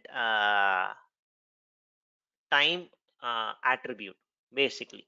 Now the next question which comes, is it going to incur cost? 100% is going to incur cost. Now it is going to 4 times increase my cost. Assume this each file is 1 GB. So instead of keeping 1 GB, I'm keeping 4 GB. Now it's going to incur cost. Can I reduce this cost? So this is where again you fall back onto your life cycle rules. Life cycle rules where you will say, I don't want to keep n number of copies. At least one last backup copy is okay for me. So you can put a life cycle rule there. Or you want to explicitly delete it, you can delete it. How do you do explicit deletion? Is basically you should not, if you just do something like this, version.txt file. This is not explicit delete, folks. It's going to just get archived. So if I just do it, let me just show you.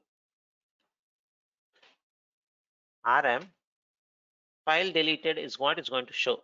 But if I just still go and see, I'll see all 4 entries. All 4 entries are archived. So the explicit way of deleting is basically you have to mention the complete generation number, and then do gsutil rm. This is the way you delete the complete file manually.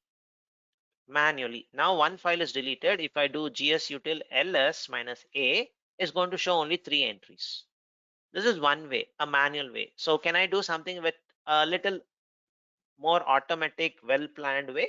So what you do is basically you go to your lifecycle rules, rule, add a rule. So what you do is something like delete. I don't want to keep any older files. So I don't want to do any change in storage class. Delete. Delete what? What do you want to delete? So this one. Live state applies only to the versioned object with the selected state. So I want to delete non-concurrent objects, which is 10 days old. Make sense, folks? 10 days old only if it is non-concurrent. Delete it. I don't want to keep it. So this way you are reducing your cost. So a previous concept learned is getting applied to a new concept which you are learning. So this is how you can apply for your non-concurrent objects, folks. Is this clear? Any questions on this part, folks? Yes, this is going to apply after 24 hours. Yes, it's going to apply after 24 hours. If you want immediately, you do the command line way, which I showed you. Just do gsutil rm. So use this command, Mangesh, if you want to do it immediately. That's it. So, or if you say no, this is going to be really incurring cost for me, I will manage somehow. I'll manage somehow, no problem. Just go to your gsutil, turn off the versioning itself. Turn off the versioning itself so that you are not going to be impacting the stuff itself. Turn on get. I'll just do versioning. You stop the versioning itself. Versioning.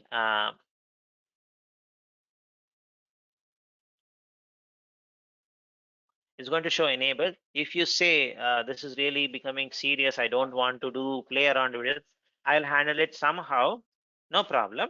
Set it back to off. Suspending. Now if you do get back to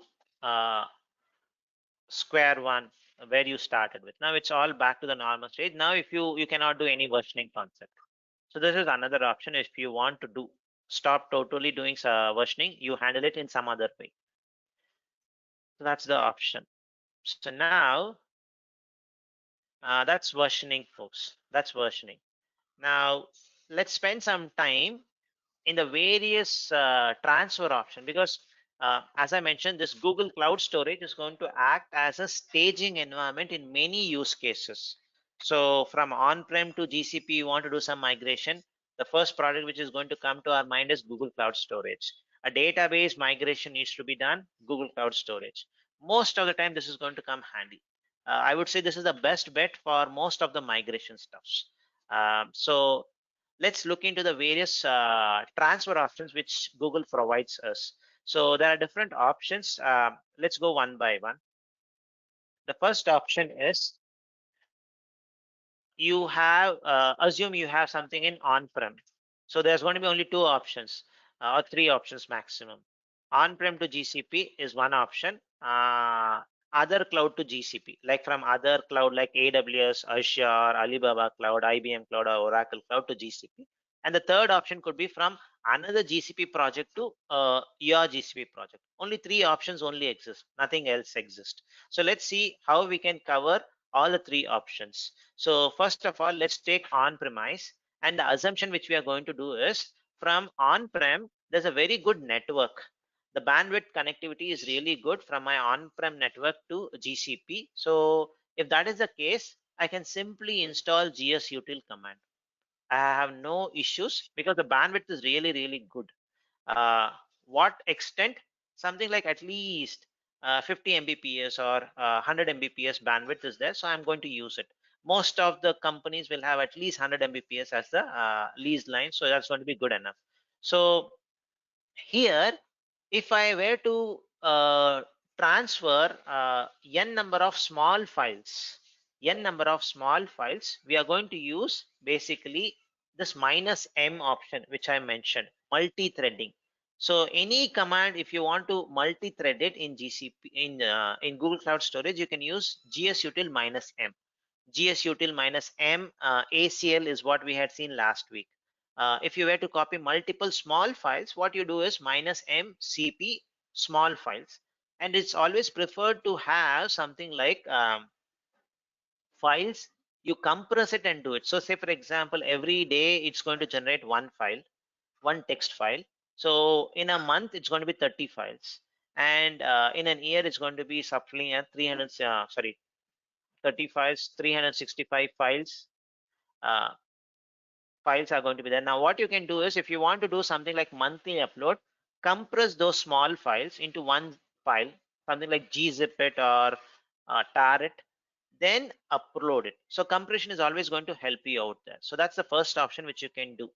And when you are uploading certain files, right, you should make sure the naming convention is also followed.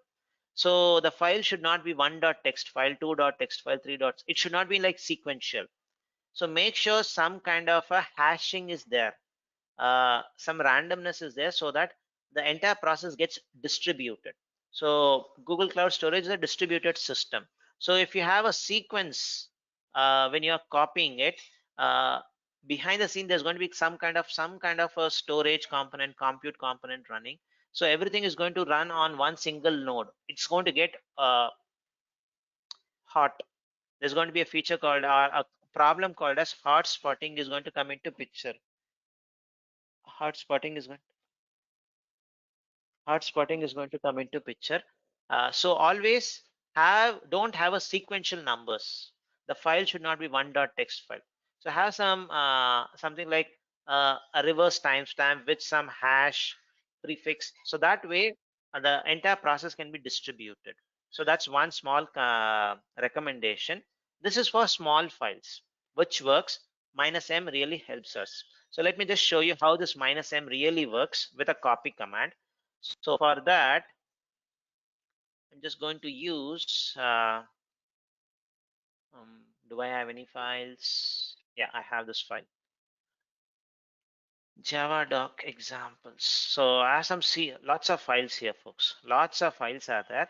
Now what we will do is, we'll upload all these files into a Google.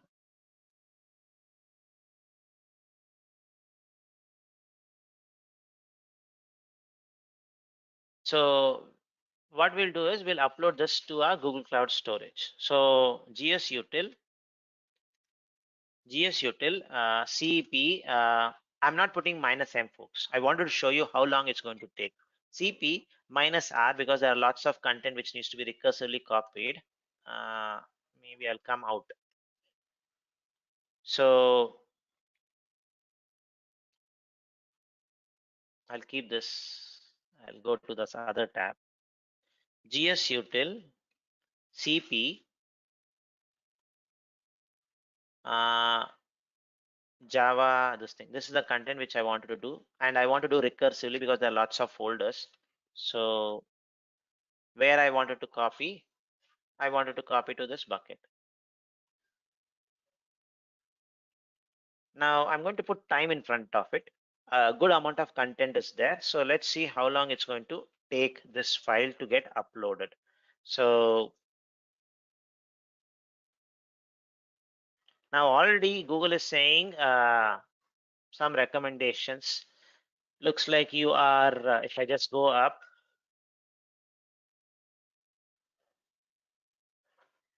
It's going to say the moment you start it, it's going to say you are doing it in sequence. Why don't you do? You see this? You are performing a sequence of GS util. You may significantly faster it if you use -m option. So that's what it's going to indicate automatically. So let me just see the last thing. It's still copying, folks. It's still copying. By the time this copies, I'm going to create one more bucket. I'm going to create one more bucket, GS util minus ls. So GS util MB create bucket minus C regional minus L in Singapore.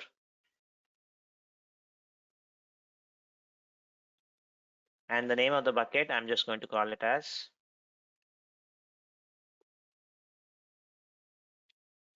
something like this, 2. Why? I'll tell you why I'm creating this bucket in a minute. So done.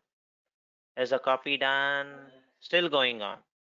The copy is still going on because everything is going to be in sequence, one after the other. It's going to take a huge amount of time. So it's going to take a long time. Now what I will do is run the same command here. Run the same command here also, but with only one flag.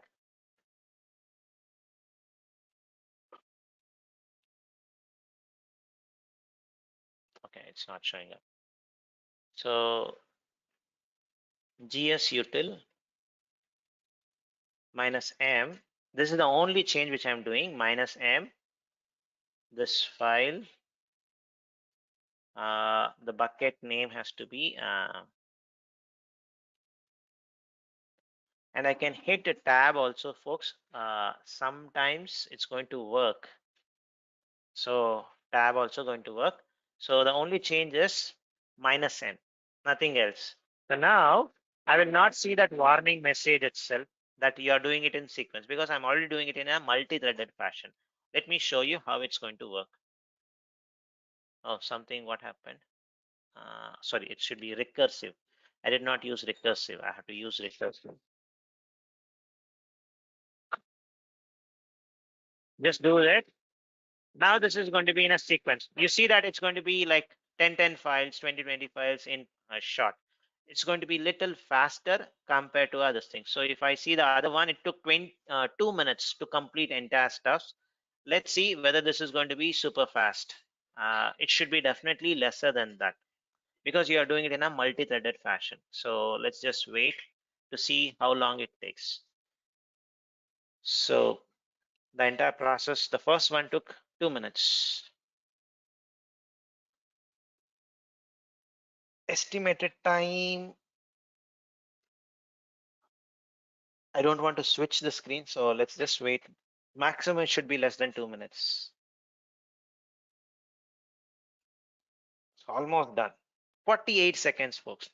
You see the whole difference of minus M, multi-threaded one, and the command has to be always in front of GS util. We have seen this in our last week class itself. So any command, so if I just see, if I were to multi-thread CP command, what you do basically is put minus M in front of it. If you want to multi-thread your ACL command, you put minus M in front of it, basically. So hope this part is clear, folks. The multi-threading is going to help to a great extent. Is going to help to a great extent. I don't need this bucket.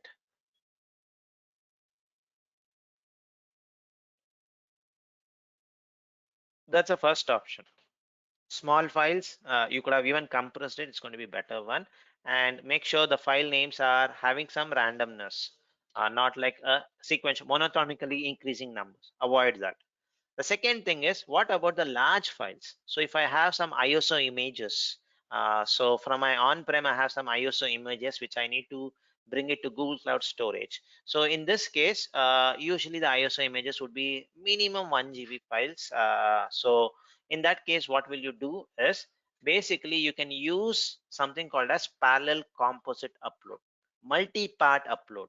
So instead of uploading 1 GB file directly, what if you use this parallel composite upload option, what is going to happen is you're going to split this file into chunks. So in this, I have mentioning parallel composite upload threshold is 200 MB. So if my file size is 1 GB, it's going to create a chunk of 5 chunks, 200 MB, 200 MB of 5 different chunks, and then it's going to upload basically this 200 MB to individually to my Google Cloud Storage bucket. Once it reaches the storage bucket, it's going to then combine all those chunks, and then it's going to make it as one single file and delete those temporary chunks. This is what is going to happen. So let me just repeat the step. So 1 GB ISO object split into 200 MB, then uploaded as 5 chunks. Once uploaded, those chunks are combined to 1 GB back, and those 5 chunks, 5 objects, you have to save some cost, right? So 5 objects, otherwise it's going to be 2 GB, right? 5 objects will be immediately deleted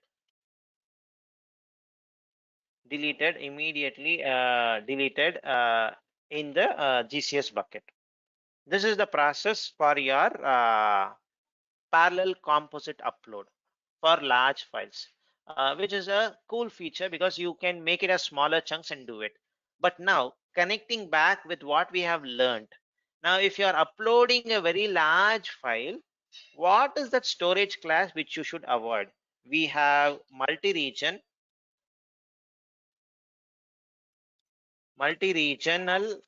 regional, now it's called as standard. We have nearline, we have coldline, we have archive. Now, what is that storage class we should never use for a large for uploading a large file, and that too with parallel composite upload turned on? If you have turned on that flag, and what is that storage class which you should avoid, or is there any mini storage classes which you should avoid? Why you should avoid it? Any thoughts? This is based on what we learned in the previous slides, connecting it, and the hint for you is this line. Which storage class you should avoid, folks? May not be an examination question, but when you're doing real implementation, you should make sure you use these things. Learned stuffs you're trying to put it. What is that storage class which you should avoid? Why? Put it in the chat. Don't spell it. Don't unmute yourself, just for others to think. What is that storage class or classes which you should avoid, and why? A reason is also important. What is that which you should avoid? I got a couple of responses.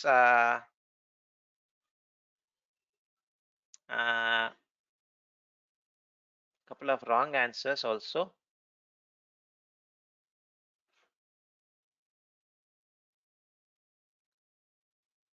Okay, a mixed one. All the combinations mentioned by everybody. So first of all, look at this requirement, folks. The chunks are uploaded. It goes to Google Cloud Storage. It's going to combine, and those chunks are going to be immediately deleted. That word immediately is very, very important, folks. It is very, very important. This is the word which is important. Now, what is that storage class which I cannot use where the objects are going to be immediately deleted? So what are the storage classes which you cannot use if you're going to immediately, the moment you upload it, you are going to delete it? So what are those storage classes? These are 3 storage classes which you cannot use, right? Because you need to, when you have an object uploaded into nearline, coldline, and archive, minimum retention is 30 days, 90 days, 365 days. So if you upload this, you are going to have a early warning delete. So when you are uploading a large file, usually depending on whether it's a video which needs to be served with the entire world, prefer multi-regional. If it's for data processing, prefer your regional. But never ever uh, use nearline, coldline, and archive. Does it make sense, folks? So it is, what is the concept which you learned? Basically, this is the one. The minimum retention is going to be important. And because you have turned on parallel composite upload, you have to make sure you avoid this. If you have not used parallel composite upload, no problem. You can upload it to anything, but it's going to take longer time. So it's going to take longer time. Okay. So that's where the concept which you learn, you try to connect it. And this is where really the cloud architect is going to come into picture. Each and small, minute information, you design it in such a way that it's going to be really robust, cost effective. Okay. So maybe it could be a backup file. Maybe it's a backup file. It does not need to be in regional bucket. It needs to be in archive or something. No problem. What you do is turn on parallel composite upload. Use GSUtil. Upload from your on-prem to Google Cloud Storage regional storage class for a short moment. Let it get uploaded. Once it gets uploaded, change your the object storage class. You can do that with rewrite command, right? That's going to be the most effective way. Now, what and all we learned from the morning, we have applied everything to upload a backup file. Does this make sense, folks? So what to use, what not to use when you're using parallel composite upload. Parallel composite upload, when you use it, avoid uh, long-term storage classes, because that immediate delete is going to attract your early warning deletes. You're going to get that early warning deletes. And because you are uploading, you are going to be charged very highly, because your chunks are going to be really high, 200 MB, 250 MB. You're going to have this, basically. So this is going to work very well. But the biggest drawback of GSUtil command here is you cannot do any scheduling. You have to write some shell script or a batch script to put it in your Windows scheduler or in your cron tab, but there's no scheduling option available. So schedule is not going to be easily implementable. You have to write a code, but it is possible. It's not that it is not possible, but you have to write a code there. Multiple times you can transfer it. Every time, every day, if you want to do it, you can schedule it. And from on-prem to GCP is the main part. It's going to work. Simple. In your on-prem, you just install your gsutil command, configure your steps, it's going to work. And the only prerequisite is have a better bandwidth. Otherwise, it's going to be slow. It's going to take ages to do it. So that's the first option. Is this first option clear, folks? Before I proceed further, uh, just using your known command, gsutil, with some enhancements. Thank you, Deepak, for confirming it. Now, let's move to the next one. Thank you, Deepak and Vivek. So let's move on to the next concept. So how long you will be in on-prem only? So you have to come to cloud at some point of time. You have come to cloud. Now, there are two scenarios. Now, you're in cloud. You have some other public cloud also. You want to transfer the data from there. Say, for example, like AWS. In AWS, the equivalent of Google Cloud Storage is called as S3 buckets. In Azure, it is called as blob storage. So assume the data is in those two popular cloud, and you want to transfer those data into GCP because you wanted to do a migration from AWS or Azure to GCP. There is some data there. So that is one possible use case, cloud to cloud data transfer. Or you are in a dev project, you want to transfer some data to some production project, or vice versa, GCP to GCP projects. Or maybe there's a data in your sister company who's also using GCP. From their storage bucket, you want to transfer it.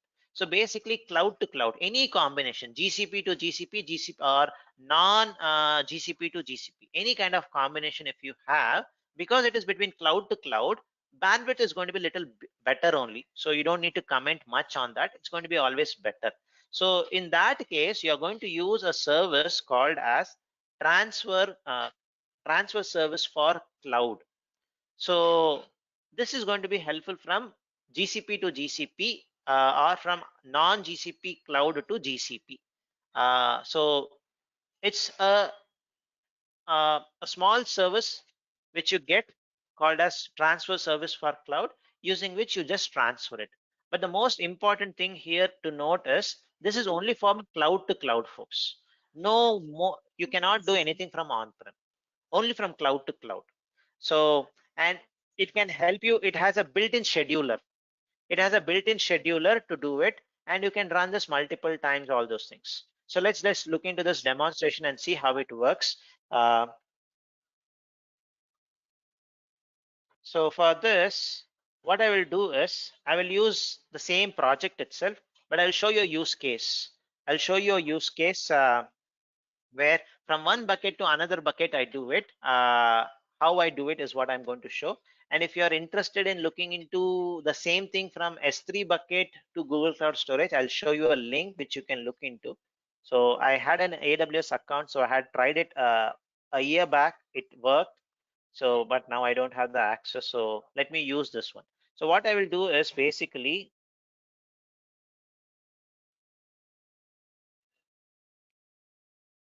create two buckets, folks. GS util minus, sorry, MB C class is multi-regional. Specifically, I wanted to take multi-regional. Minus L Asia.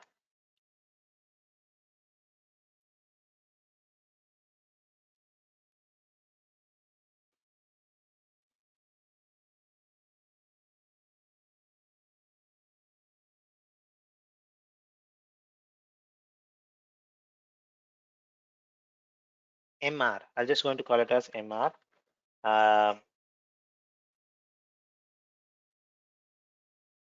Created R.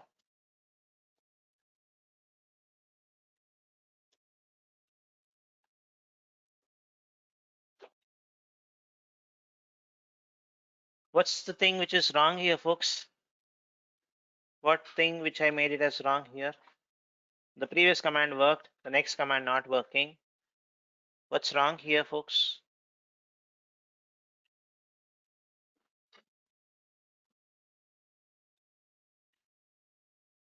What should be the location then?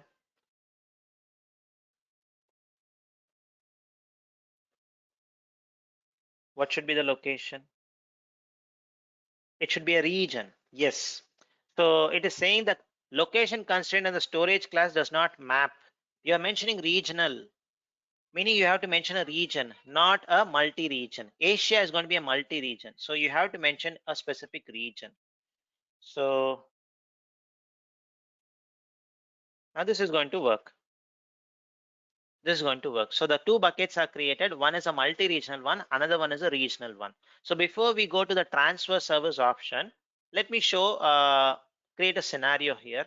There is a junior person, a cloud architect, and a senior cloud architect.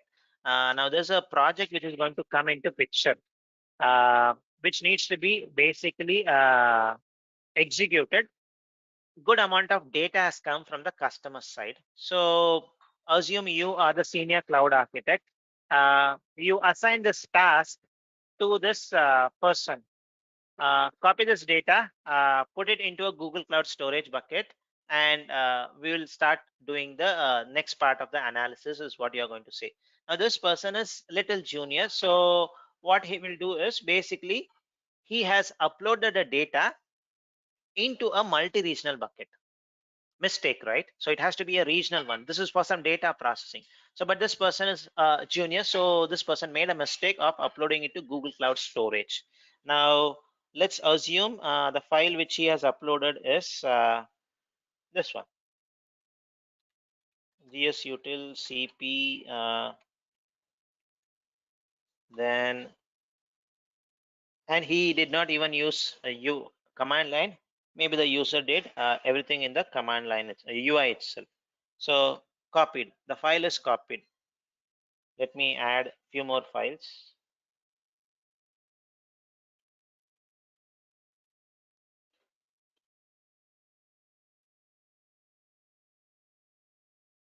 We have not even come to storage transfer service option, folks. We are just looking at a mistake which somebody did it, and we wanted to rectify it. So now if I just go here, so there is a multi-region one in Asia. This is what the person created. You as an architect, senior architect told copy it to a bucket because you thought he is also an architect. He knows this is for processing. So you have not gone to the fine grain information, create a regional one in this specific region, then upload it. You have not given this.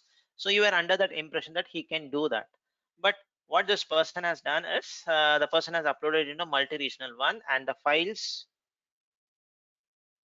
is what you see. It is multi-regional. Now this is for data processing. You cannot keep it in multi-regional one. You have to make it as regional one. So you have to make it as a regional one. So how do I change this, folks? First of all, how do I change this? From a multi-regional one, I have to change it to a regional one. What's your thoughts based on the stuffs which you have learned so far? I have a bucket which is multi-regional. I want to convert this into regional, or at least the objects which is there, I want to convert it. How do I do it? Any thoughts? What are the different options which you can think of? Not possible. You need to delete and create a new one. I have already copied it. Can I little save some? At least my cloud to cloud copy is going to be a good one because I don't want to upload again from my local system. Let's be little smart here. If we were to recreate it, it's going to incur again cost. Uh, so multi-regional to regional, can we migrate? Can we do that?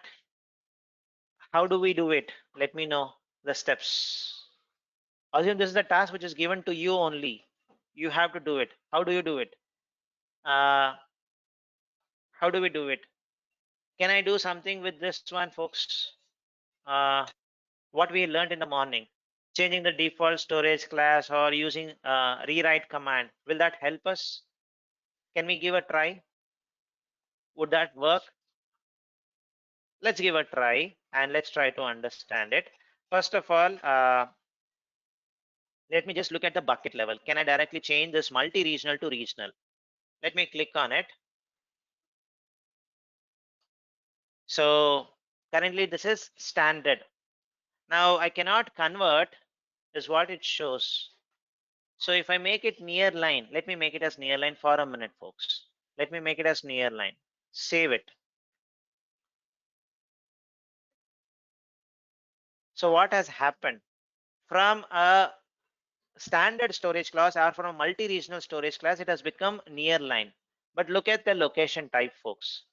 It is still multi-region only. It has never become region.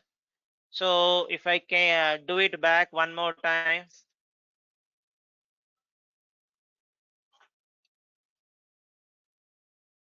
it does not work. What we learned did not work. At least changing the default storage class is not going to work for us is what it is very clear. Just changing the default storage class, you can do basically from standard to near line, standard to cold line or archive, but the location is going to be multi-region only. The location type cannot be changed is what it very clearly indicates, and your cost is going to be based on this only, basically, right? So where it is, whether it's a multi-regional standard or regional standard or multi-region code line. So based on that only your cost is going to come. So our first option was not helpful. Let me use that rewrite command, whether it's going to help me or not. So currently it is multi-regional, right? Let me try to change it. So what I'll do is I'll copy the bucket name. So I'll put gsutil ls. We know the objects. Now what I will do is I'll do a rewrite command gsutil rewrite. Hit a tab. It's going to show you that -s. So what you want? It is currently multi-regional. I want to make it as regional. I want to make it as regional. So I'm going to make it as regional.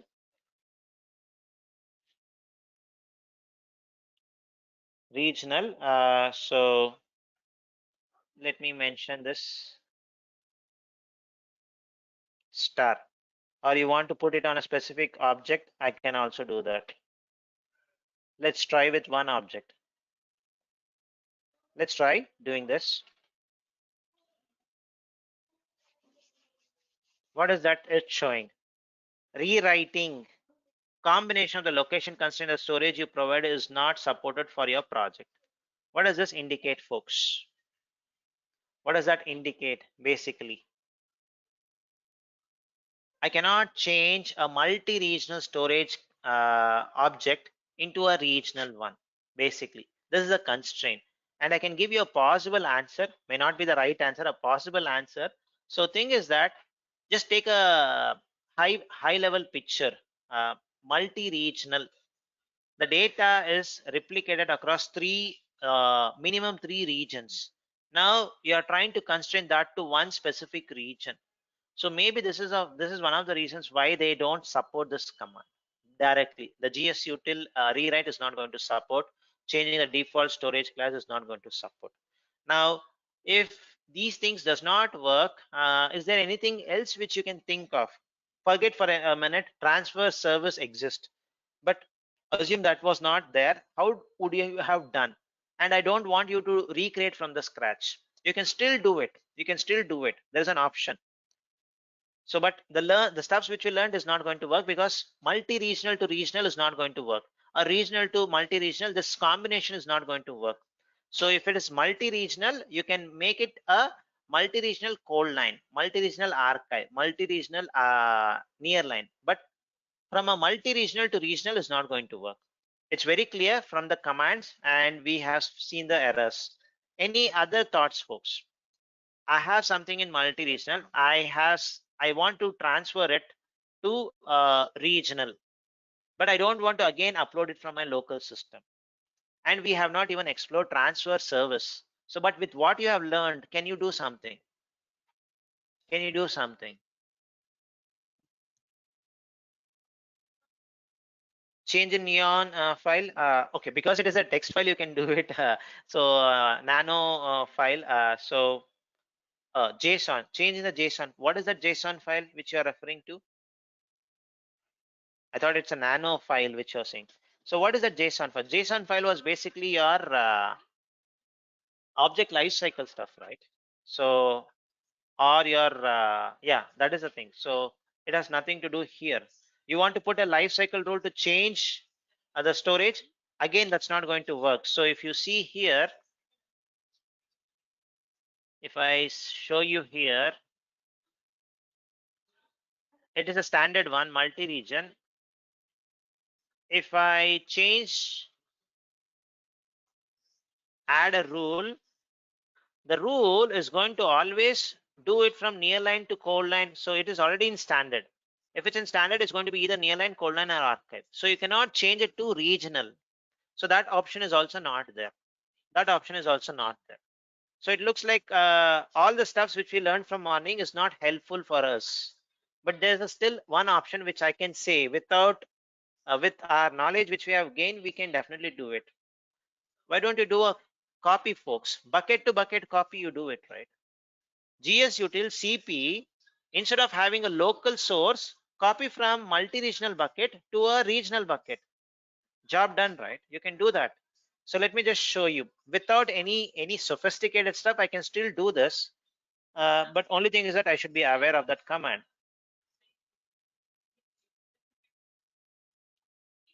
So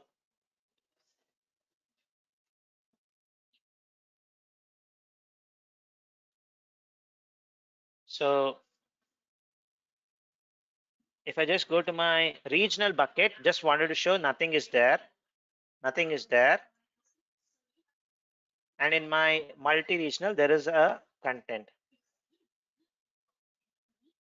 If the regional bucket is not available, then create it. Regional bucket will be definitely available. What is the situation where you see regional bucket is not available? It's going to be available every time. It's available across all the 24 regions. There's no region which you can have where you cannot create a bucket. Everywhere you can create it. Everywhere you can create it. So is available. You can. So there's no problem you creating a regional bucket. Now what we'll do is do GS util If you want to use -m, you can put, because if you want to do it in multi-threading, but it's only 2 files, no need. But there's no harm putting it. There's no harm putting it. So what I'll do is from bucket to bucket copy, folks. That's it. Copy, put a star,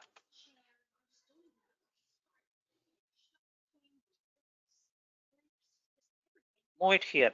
Now, copy is one option you can do, or you can do MV, because this was a mistake done by the junior person. So why do we want to keep the object still in the multi-regional one? Just do it. Move it from multi-regional one to regional one. Let's do this. Okay, something wrong. What I'll do is I'll not put star here. That's going to work there. That's it. Copy mode. That's it. So I'm able to move it. So the files are moved basically. Actually, there's no move command, folks. To be very frank, there's no move command. It always does a copy and then delete it. So two-step process. Okay. So that's how it shows. Copying the file, then removing it there. So that's how it did it. So if I just go to my multi-regional one, it is empty. If it is in my regional one, it is there. It is there. So now with one simple gsutil command, what I know, I have used it basically, and it worked. This is one option you can do it. But if there is something which you were to do this kind of a stuff routinely, this could be one possible use case why you can use transfer service for cloud.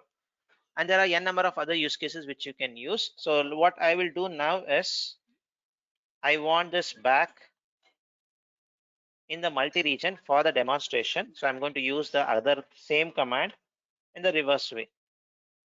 So move it back because I needed this for another demo. So gsutil you can do this way.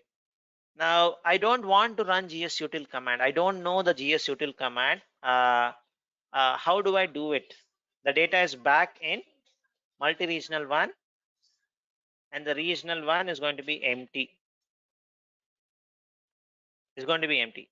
Now without gsutil, can I do something else? Can I do something in the UI? That is where your transfer service is going to come into picture. So for that, if I go to my storage, transfer data. So transfer data, you have three options, folks. Transfer service for cloud, transfer service for on-premise, transfer appliance. So what we are exploring is transfer service for cloud. This is meaning between cloud to cloud.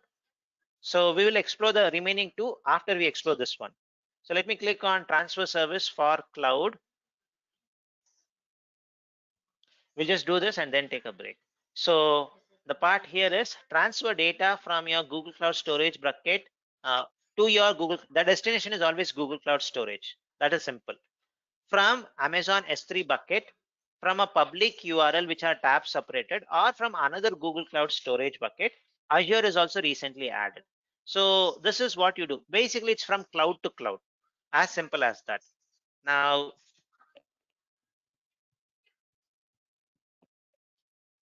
there's the part.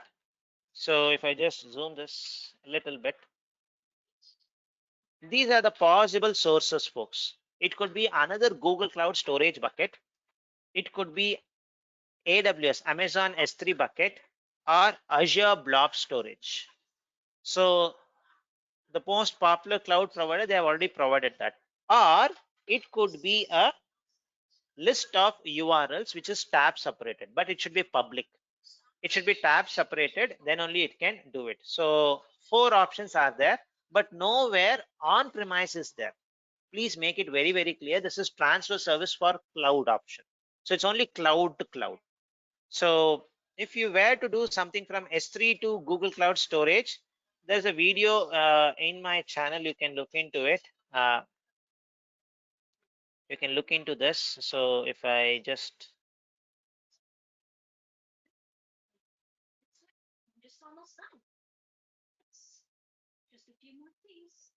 S3, if you just search for S3, you should get that.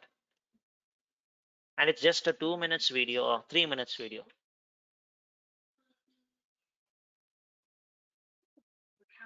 Just putting it in the chat. If you want, you can look into it if you are interested. Now, since I don't have a S3 bucket now, I have shown that completely in that demonstration. I'm just going to use Google Cloud Storage only. So Google Cloud Storage is my source. Browse. I'll choose my multi-regional one. So if things are all fine, it's going to show a green tick. Then I have some filters which I can put.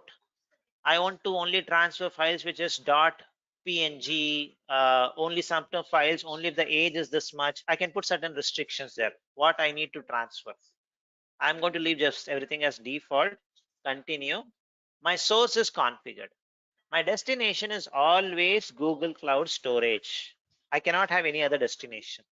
So it could be from a S3 bucket, it could be from Azure, it could be a public URL, or it could be from another Google Cloud Storage bucket. But my destination is always GCS. So in this case, my destination is going to be a regional bucket. A regional bucket. The green tick indicates it should be something which is going to be all good. Things are all good here. Now I can do that mistake which that person did, the junior person, because it was in multi-regional one. So what I'm going to do is some transfer options.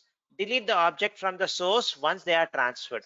So my multi-regional storage bucket is going to be empty. An empty bucket is not going to cost you anything. So this is what I wanted to do. So a repeat of what we did. So we selected a multi-regional storage bucket as the source. We selected a regional bucket as the destination, and we added one extra configuration saying that our setting delete whatever is there in the source once it is transferred, only once it is transferred. That's it. Click on continue. Now you have that inbuilt scheduling capability, folks. Inbuilt scheduling capability which you can do. You can run it right away if you want. It's going to run it right away, or you want to schedule it at a specific time, you can also do it. So you get two options. But the limitation with this option which you have is you can only run once in a day. So at 3 o'clock is what it can do. You cannot do repeated.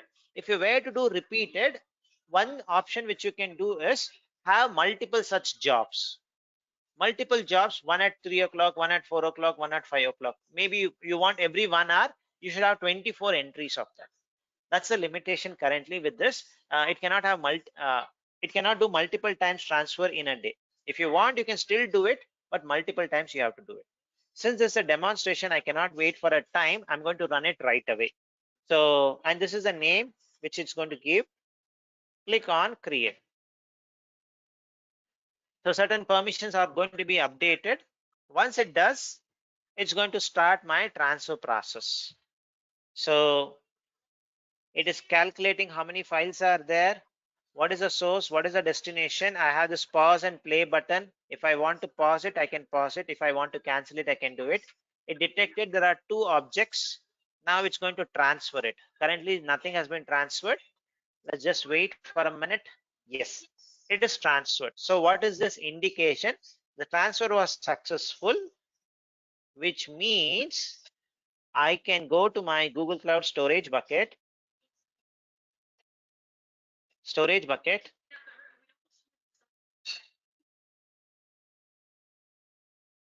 If I go to my multi-regional bucket, it's going to be empty.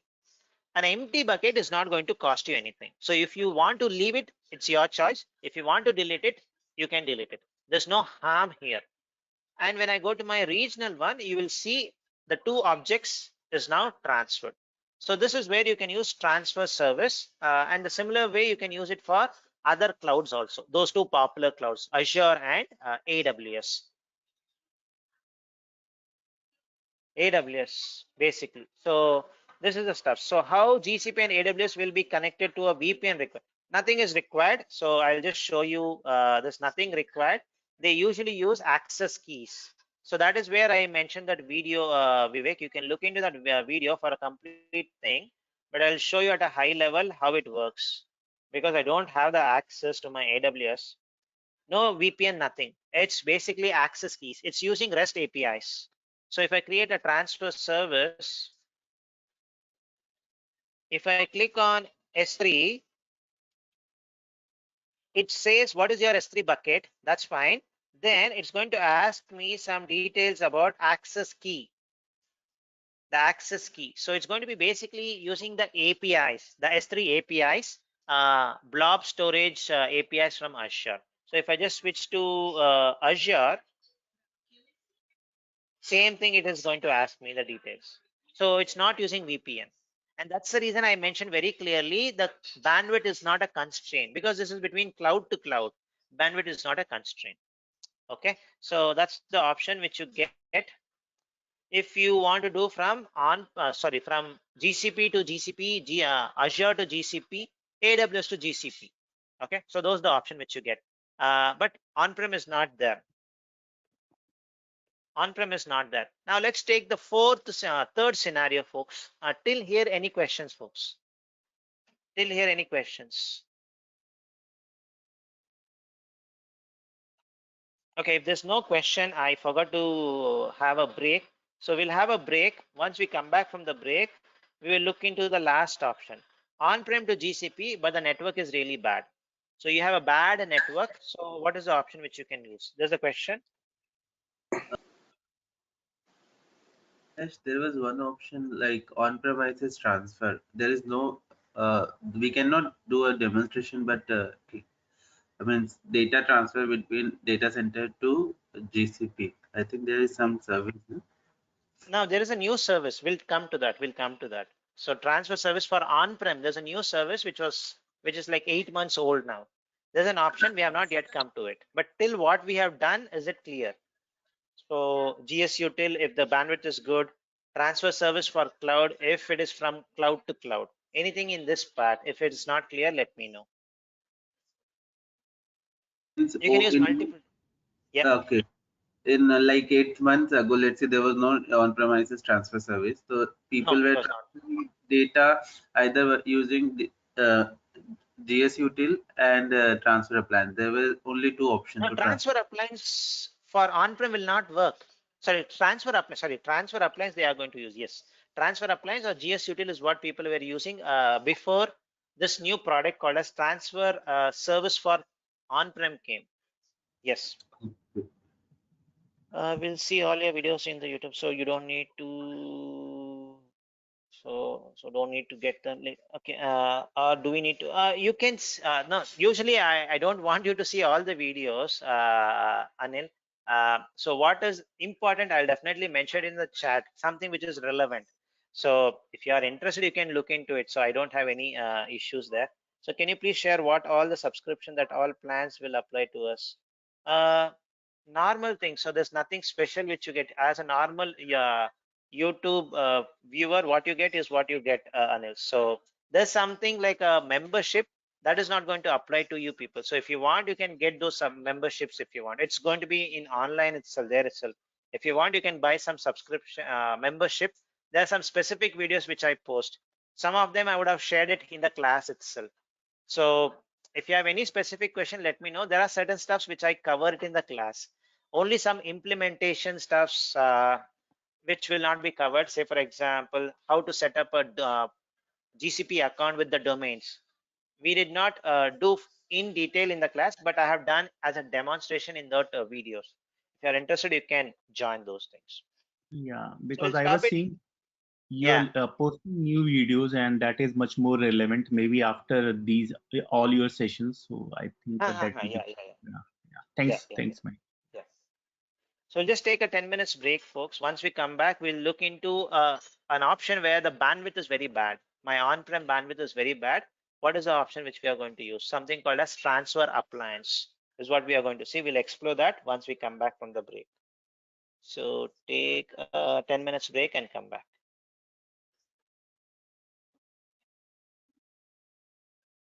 This conference will now be recorded.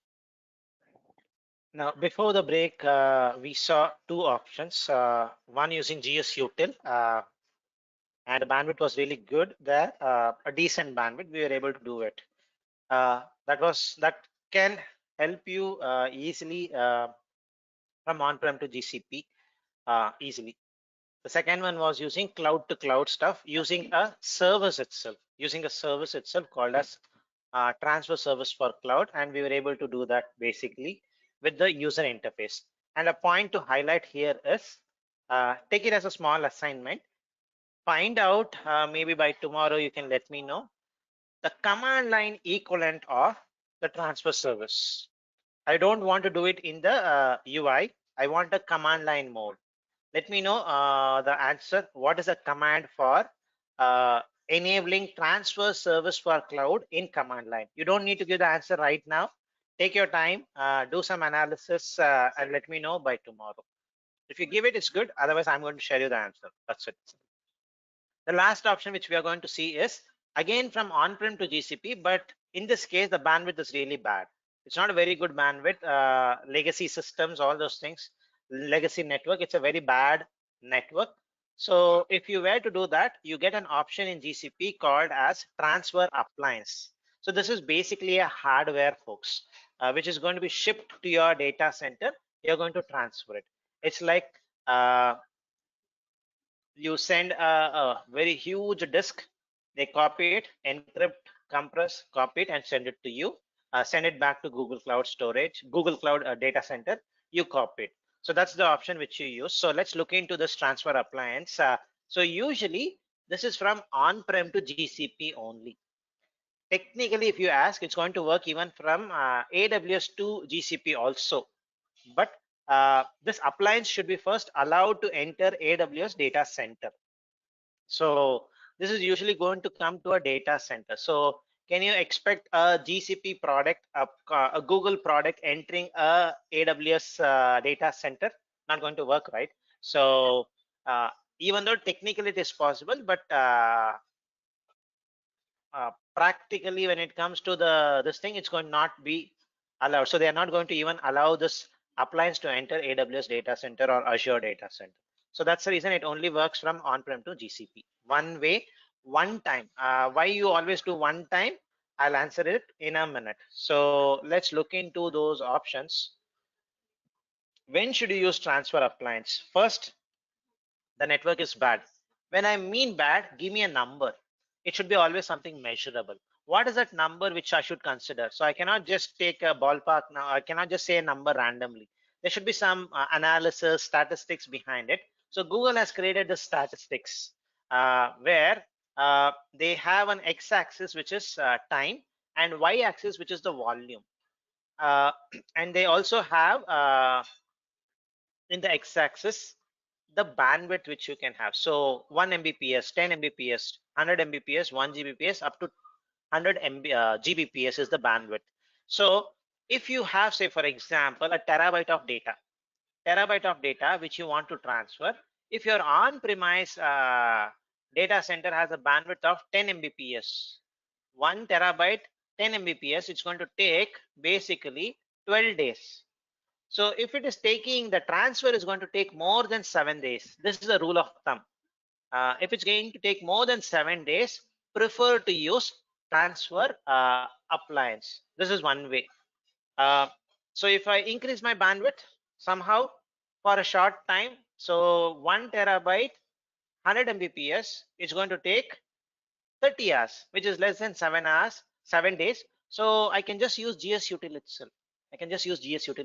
So this graph is going to be really a handy graph when it comes to real implementations. When should you use transfer appliance? This is going to really come handy there. And usually most of the organizations these days deal in the range of a TB to 10 TB, basically.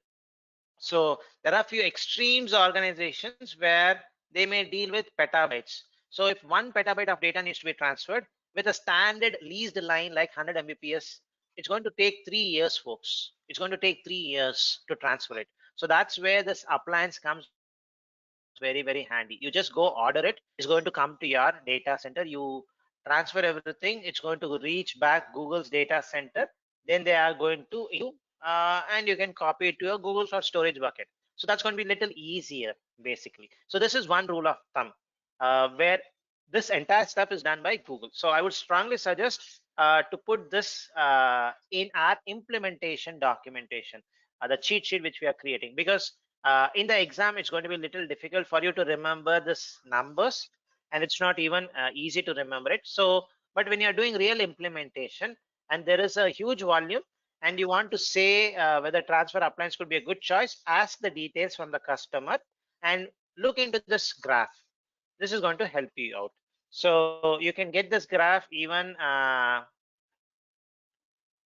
just got it from net only. So GCP,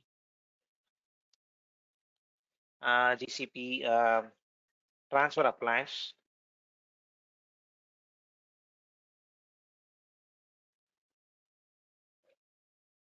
If I do transfer appliance, I go to images.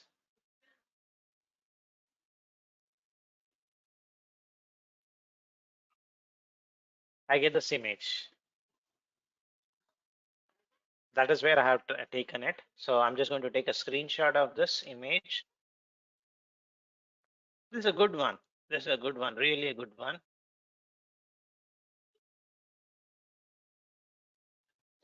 So I'll just snip it and add it in our implementation documentation.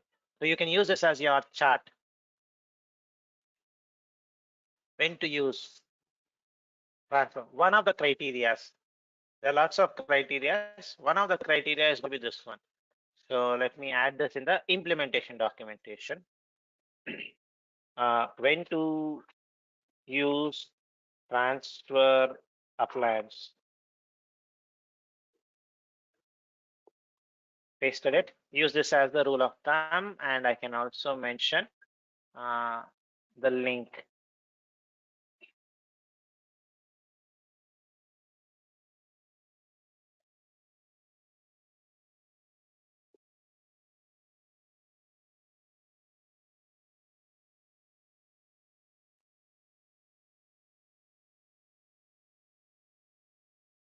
Good.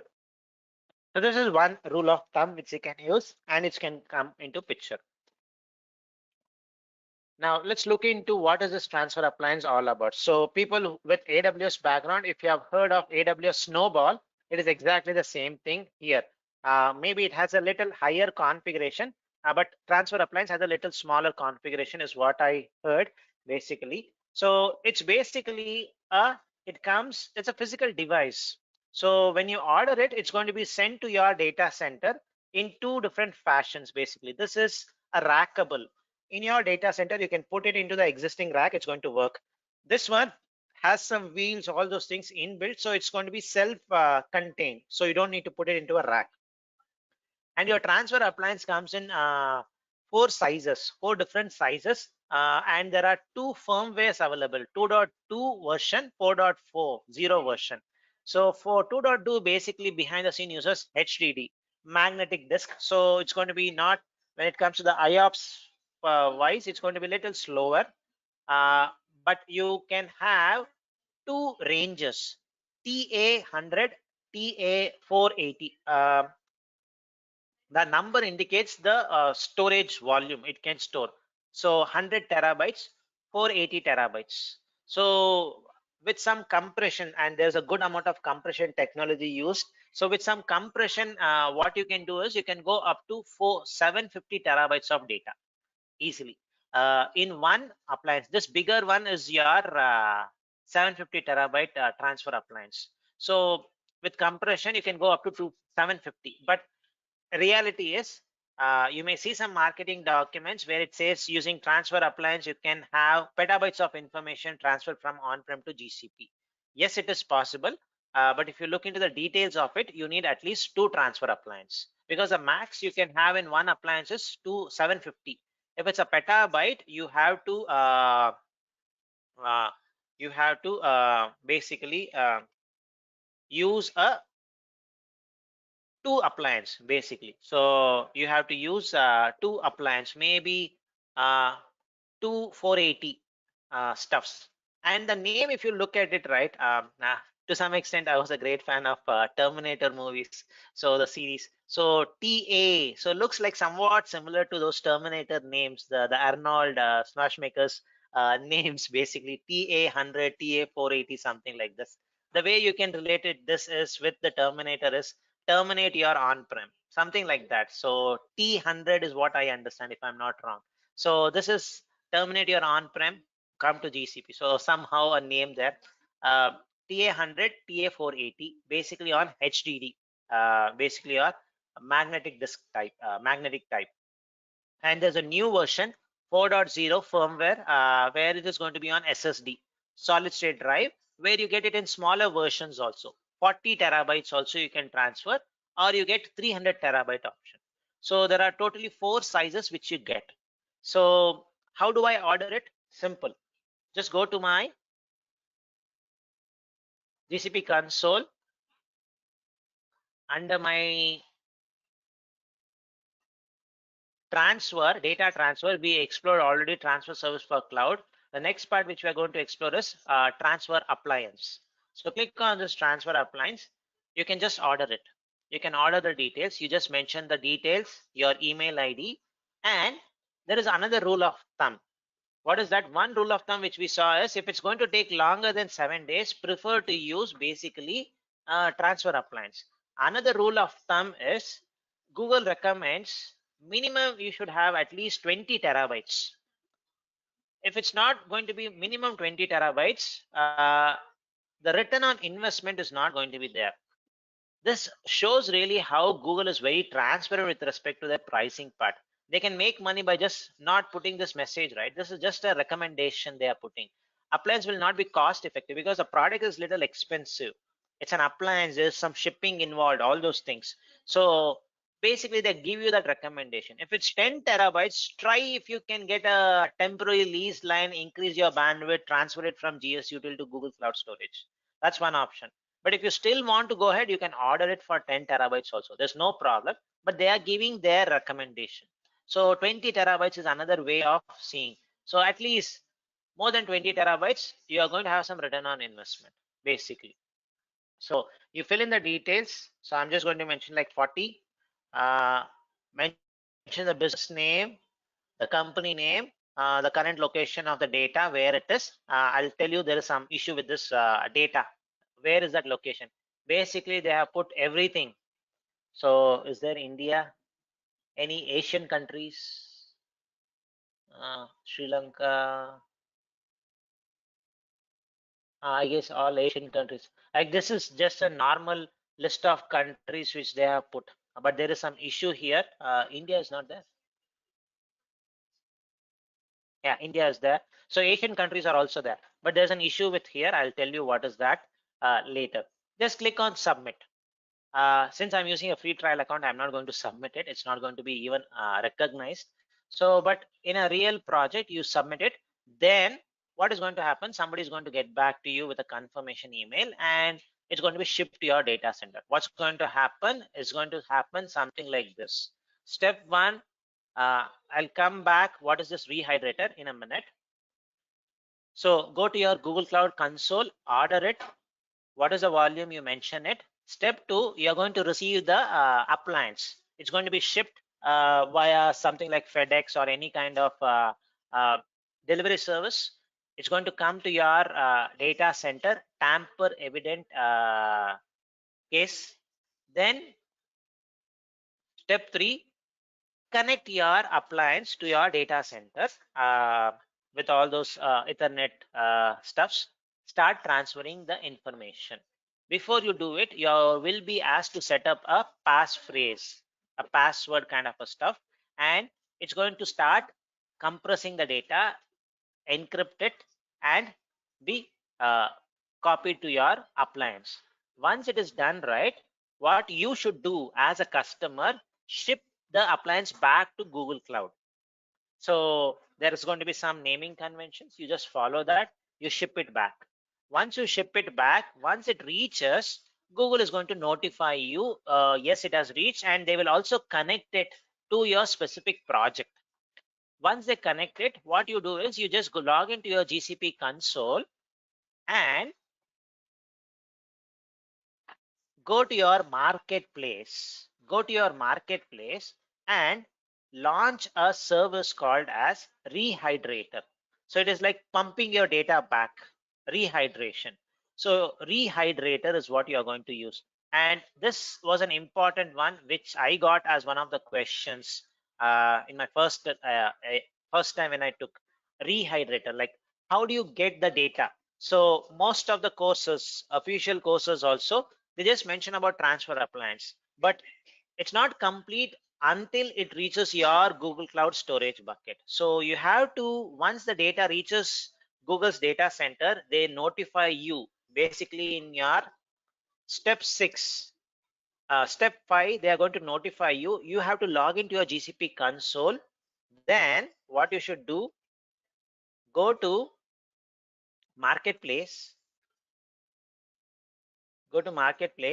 search for transfer appliance. This is a appliance, transfer appliance rehydrator. When I click on this, it's a packaged product already. So transfer appliance, what does this do? You have captured and transferred the data from your staging bucket to Google Cloud Storage using the transfer appliance. The data is compressed and encrypted, because when it was uploaded or copied into into your appliance, it was compressed and encrypted. In order to use the data, please run this rehydrator appliance. It will decompress and decrypt the data into a temporary staging bucket. There's going to be a temporary staging bucket, and it should be, and store it in your final destination. Hint, the bucket cannot be same. Basically what you're going to do is you're going to launch this. What is this? Basically it's a Windows machine. It's a Windows 2000 server which has some necessary softwares, all those things packaged. You just need to provision this, and they are going to let you know how to connect to that appliance, all those things. So from that appliance, copy it into a staging environment, which is your staging bucket. Do all the necessary stuff, then upload it to a final Google Cloud Storage bucket. And they have also hinted you have to use 2 different buckets. So hint, buckets cannot be same. The final destination bucket and your staging bucket cannot be same. It has to be different.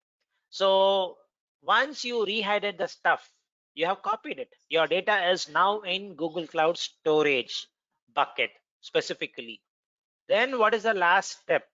You just inform that I have transferred everything. Then what Google is going to do, the most important thing here, folks, the most important thing is it's going to securely delete all your data, and as per some standards, NIST standard, National Institute of Standard and Technology, specifically NIST 800 standards, completely your data is going to be wiped off, because this is a rented device, right? Maybe this device needs to go again to a new customer, so it's going to be completely erased and ready for the next customer. So these are the entire process which it uses basically. And one important thing from the exam perspective is rehydrator. So it's basically to pump in the data back into your Google Cloud Storage bucket. So this is your transfer appliance. Any questions on this, folks? This is only from on-prem to GCP only. No other options. Technically, there are possible options, but challenges are there where you cannot use it in other clouds and all. So to put it in very simple terms, on-prem to GCP, simple. And this is going to be only one time. Why I mentioned it as one time is the revenue or the cost which you are going to incur for this is going to be really high. Every day you cannot do it. Now, if you have a requirement, right now I have to transfer 1 petabyte of data to GCP and I have a very bad network, you cannot do with transfer appliance. There are logistics involved. It's going to take around 5 days or 10 days to reach your data center. So it's not going to be immediate. So that's the reason it's always one way, one time transfer. So if you have petabytes of information and you want to move to cloud, order to transfer appliance, ship the data back. Once it is in Google Cloud Storage, any incremental data, use your GS util. That's going to be a combination which you can use, but every time you cannot order it unless your company or the customer is rich enough to do it. Okay, so that's the reason it is always one way, one time transfer. Mahesh, I think only the plain data, it will be used to transfer plain data only. I think my file system, will not be compatible with file system. That means I just want to know which kind of data we can transfer, because there are multiple types of some file system, some plain data, database type of. Data, that's it. It's a simple data. So it could be a backup data, it could be an ISO image, whatever it is, you can keep it. What you can keep it in Google Cloud Storage? You can keep anything, right? If it could be a file system data, but when you copy it, it's going to become an object in Google Cloud Storage. That's it. So any data you can keep it. There's no restriction there. So if it's a file system, if it's an OS itself, what you will do, all the files, the OS data, you'll never keep it there, but you make it as a compressed image, upload it. That's it. Any kind of data you can keep it. There's no restriction that only you keep this data. It could be a backup data, an ISO image, maybe .mdf, a backup from your database, .bak, Microsoft SQL Server's backup files. You can keep anything, Vivek. There's no restriction as such. I can see let's DWH related data is the one which customer keeps for a long time. Some regulatory specific data. That's actually okay. That's it. Because I thought that Yeah. this is the thing which is very tricky. Means without practical, it's really hard to imagine that how data gets And actually, transferred. to be very frank, I'll show you the next part, which is going to make it. Uh, this part, right, transfer appliance is only for uh, exam perspective. The reason is unless your organization or your customers are going to be, now transfer appliance is not available everywhere. So if you look into the documentation, it says it's available only in these countries only, or these locations: US, Canada, European Union, Norway, and Switzerland. Now, if you are working for a Asian customer, you cannot even propose transfer appliance. So it's not available worldwide. So the drop down which you saw in the ordering part is a bug actually, folks. So they have somebody who has created it, have created it without any thoughts there. So if you just go here for the transfer appliance, the data location, it cannot be in yeah, in Asian countries and some parts of South America. You cannot use it. It's only limited in these 5 locations only. Now, that practicality part will not even come into picture. I have heard only one person in the entire batches which I've heard done. He used it, and that too from that too not transfer appliance exactly, but snowball. So practicality, this is going to be difficult. Even if you take anything, right, any official thing, you will not have this option to test it out. So just keep it as an handy option. If you get a chance to work, then you are very fortunate to use this part. How do configure all those things? And that too, sometimes people ask this question. As a cloud architect, if I should I need to go to the customer's data center to do all those things? I would say no. So you help them order this. It's going to reach the data center. There's going to be some operation person in the on-prem in the customer's place. They are going to do it. It's a normal thing. They connect it and then upload it or send it back. Go ahead, Vivek. You had something. So actually, I faced some question. So faced one question, similar question. There are Mm. petabytes of data in data center. How will you transfer? Last week I had an interview in which they asked me there are 10,000 VMs you need to transfer. You need to relocate to the GCP. You need to prepare a strategy. And some there is left and shift, but some servers is having petabytes of data. How will you plan? Suddenly he asked me such a vague question. That's why I'm emphasizing which kind of data we can transfer, and is it possible how to plan a strategy to uh, transfer such a huge data, because till now I know I can use yes util and transfer service, that's it, but how practical is this, and what are the limitation is quite difficult to understand until you get any practical kind of experience then. And to be very frank, to get a practical stuff, it's going to be again a challenge. Yeah, It's very that, less you get it. So usually to transfer huge amount of such data, right? People usually what they do is the migrate for VM or migrate for Anthos is what they usually do.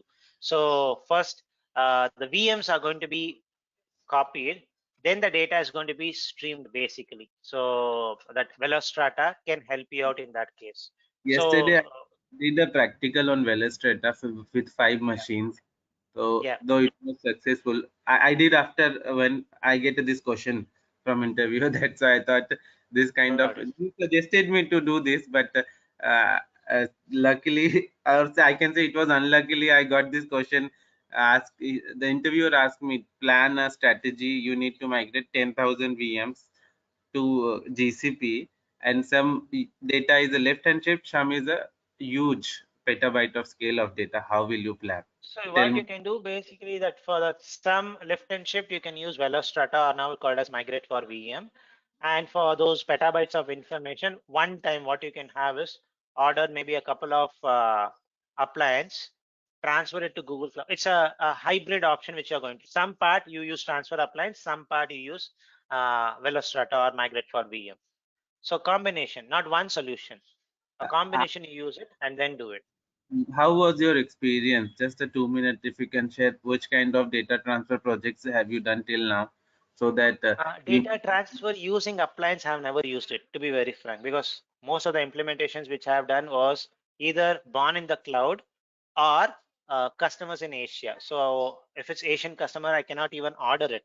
So I've not used transfer Appliance. What I have is only the theoretical knowledge only. So, but I have used Migrate for VM once. That too, it was from AWS to GCP. So it was little straightforward there. From on-prem to GCP, I have not done any migrations till now, Oh, actually. My real okay. implementations. No issue, sir. After that bad experience of interview, I had a good interview, Mm. in which I cleared 2 rounds, and third round is scheduled for tonight. That's why I'm asking. He's a global head actually of Yeah. GCP. So maybe we can discuss this towards the end, Vivek. So Okay. the break will, yeah. So basically, this appliance you need to keep in mind, folks. This could be an important form from your real implementation perspective. It's not available everywhere. At least for the Asian, you can just keep this as a thing. Asian customers, it's not available. So Taiwan, Hong Kong, Singapore, India, Australia. So if you were to do it, you will not have this option. So if there is no option like this, and I wanted to do something which is more regular way of doing it, all those things, that's where you get a new alternative option called as transfer service for on-prem. So this one is a product which was almost like, now it's close to 10 months or 11 months if I'm not wrong. Last year it was launched. So the entire purpose of this is it combines some best features of transfer service for cloud, some best features of transfer appliance, something like an hybrid kind of a stuff, where in your data center, the prerequisite for this is minimum you have 300 Gbps, 300 Mbps as your bandwidth. That is a minimum requirement. You should have this. If you have this kind of a bandwidth, you can install this agent. There's an agent, a Docker image, which you need to install on a Linux machine in your data center. And it's going to start sending your data to Google Cloud Storage. And you do everything UI using UI only, no command line required. So everything is going to be UI. So this is a new option which you can leverage from on-prem to GCP. This could be really helpful, at least for Asian customers, because transfer appliance is not available. And they were to regularly schedule this data transfer. They don't want to write any scheduling logic using GS util. So in that case, you use transfer service for on-prem. It has some cool features there. So let me show you some of the cool features. First of all, prerequisite is bandwidth minimum 300 Mbps. In the on-prem, this has to be installed on a Linux kind of a machine. POSIX environment, basically Linux or a Unix kind of an environment is what you need to have. Then it should be a Docker image. So those are some of the prerequisites. Once you set it up, you can. So if I click on my, you can click on your storage, sorry, data transfer, the third option. transfer service for on-prem. So this is something which you need to look for some words, folks, in the exam. If they just mention transfer service, it's going to be a little tricky. Look for what is that they are mentioning. Is it transfer service for cloud or transfer service for on-prem? So if it is transfer service, prefer to think as transfer service for cloud. Basically, in the beginning, this transfer service for cloud to cloud migration, it was just called as transfer service. Because they added a new product, now they slightly renamed it. Okay, so if they have not mentioned very clearly what kind of transfer service, please assume it to be transfer service for cloud. Okay, so transfer service for on-prem looks like something like this. I have to set up this connection. So when I set up this connection, basically I have some pub/sub resource which we have not yet discussed. So then I create a Docker stuff. The entire process is UI driven. You set this up. Once you have this entire thing set up, basically what you can do is you can create a transfer job. The job you can configure where you're going to say your on-prem location. Then what's your destination? Destination is always going to be a Google Cloud Storage bucket. And you can have certain advanced options like scheduling. How do you want to schedule it? Every day, something like custom. How frequently you want. You can go up to hourly. Every hour, repeat every hour, which was not there in our transfer service for cloud. But here you can go up to every hour, run a job, scheduled job. So this is something which you get as an added advantage. The scheduling is in built in, and the lowest which I can go is every 1 hour transfer. And because it's going to be running in my on-prem can be choked. The network can be choked because of this process running. So what I can do is I can do some rate limiting or the bandwidth, how much this service should be consuming. So I can also set some bandwidth so that it does not suck most of my bandwidth. And people start complaining, the on-prem people start complaining. So I can use this part as for rate limiting. So you get some good options here. Basically, you install a Docker image in your on-prem machine and make these things work. Uh, I need to try to set up a demo, so I was not able to do it. The only reason is on my Windows system, if I install a Docker, it was becoming slow. Maybe I have to try something different. So if I get something done, I'll definitely show you a demonstration. But please be aware there's a product like this which is existing. Transfer service for on-prem. I don't think so there's going to be any quick labs or anything which is available. So the only way which I think is looking into the documentation and setting it up, at least as of now, because it's a new product, basically. So those are your options which you have. Those are the four totally options which we saw was to leverage GS util, then was to leverage transfer service for cloud, then transfer appliance. Now the fourth one, transfer service for on-premise data.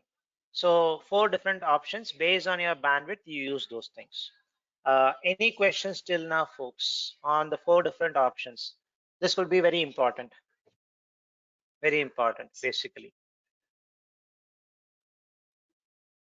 Okay, if there's no question, a question for you people now. Your company wants to migrate from Alibaba cloud. So every cloud will have a blob storage, folks. Every cloud. And every cloud will have some kind of a VM. Those are basic stuffs. Without that, it is not even called as cloud. So the requirement is your company wants to migrate from Alibaba cloud. Why specifically Alibaba? There is a reason. Nothing to do with the country, folks. Just don't take that. So specifically Alibaba cloud blob storage, they also have something similar to Google Cloud Storage. So you want to migrate from Alibaba cloud to Google Cloud Storage. How will you achieve it? What are the options which you have? GS util you have, then you have transfer service for cloud, transfer service for on-prem, and transfer appliance. 4 options you have. What is the option which you will use? Vivek, your answer is correct, but how will you achieve it? You can put it in the chat, then we can discuss it. Others, from Alibaba Cloud to Google Cloud Storage.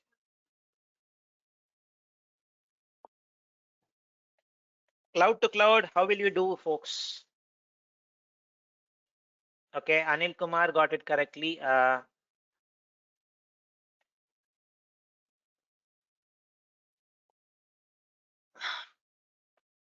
Parallel upload in region bucket.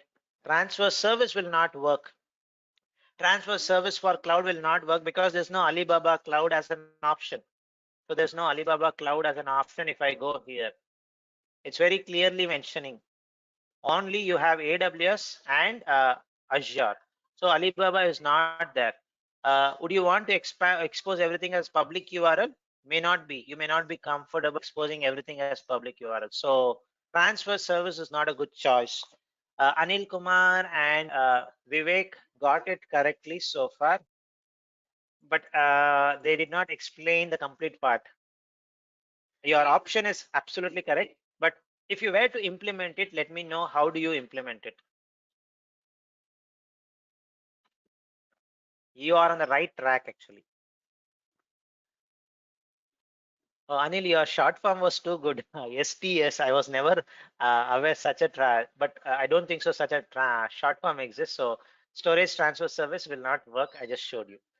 Any thoughts, folks? Vivek and Anil Kumar, if you can think little more, I guess you will be able to get that.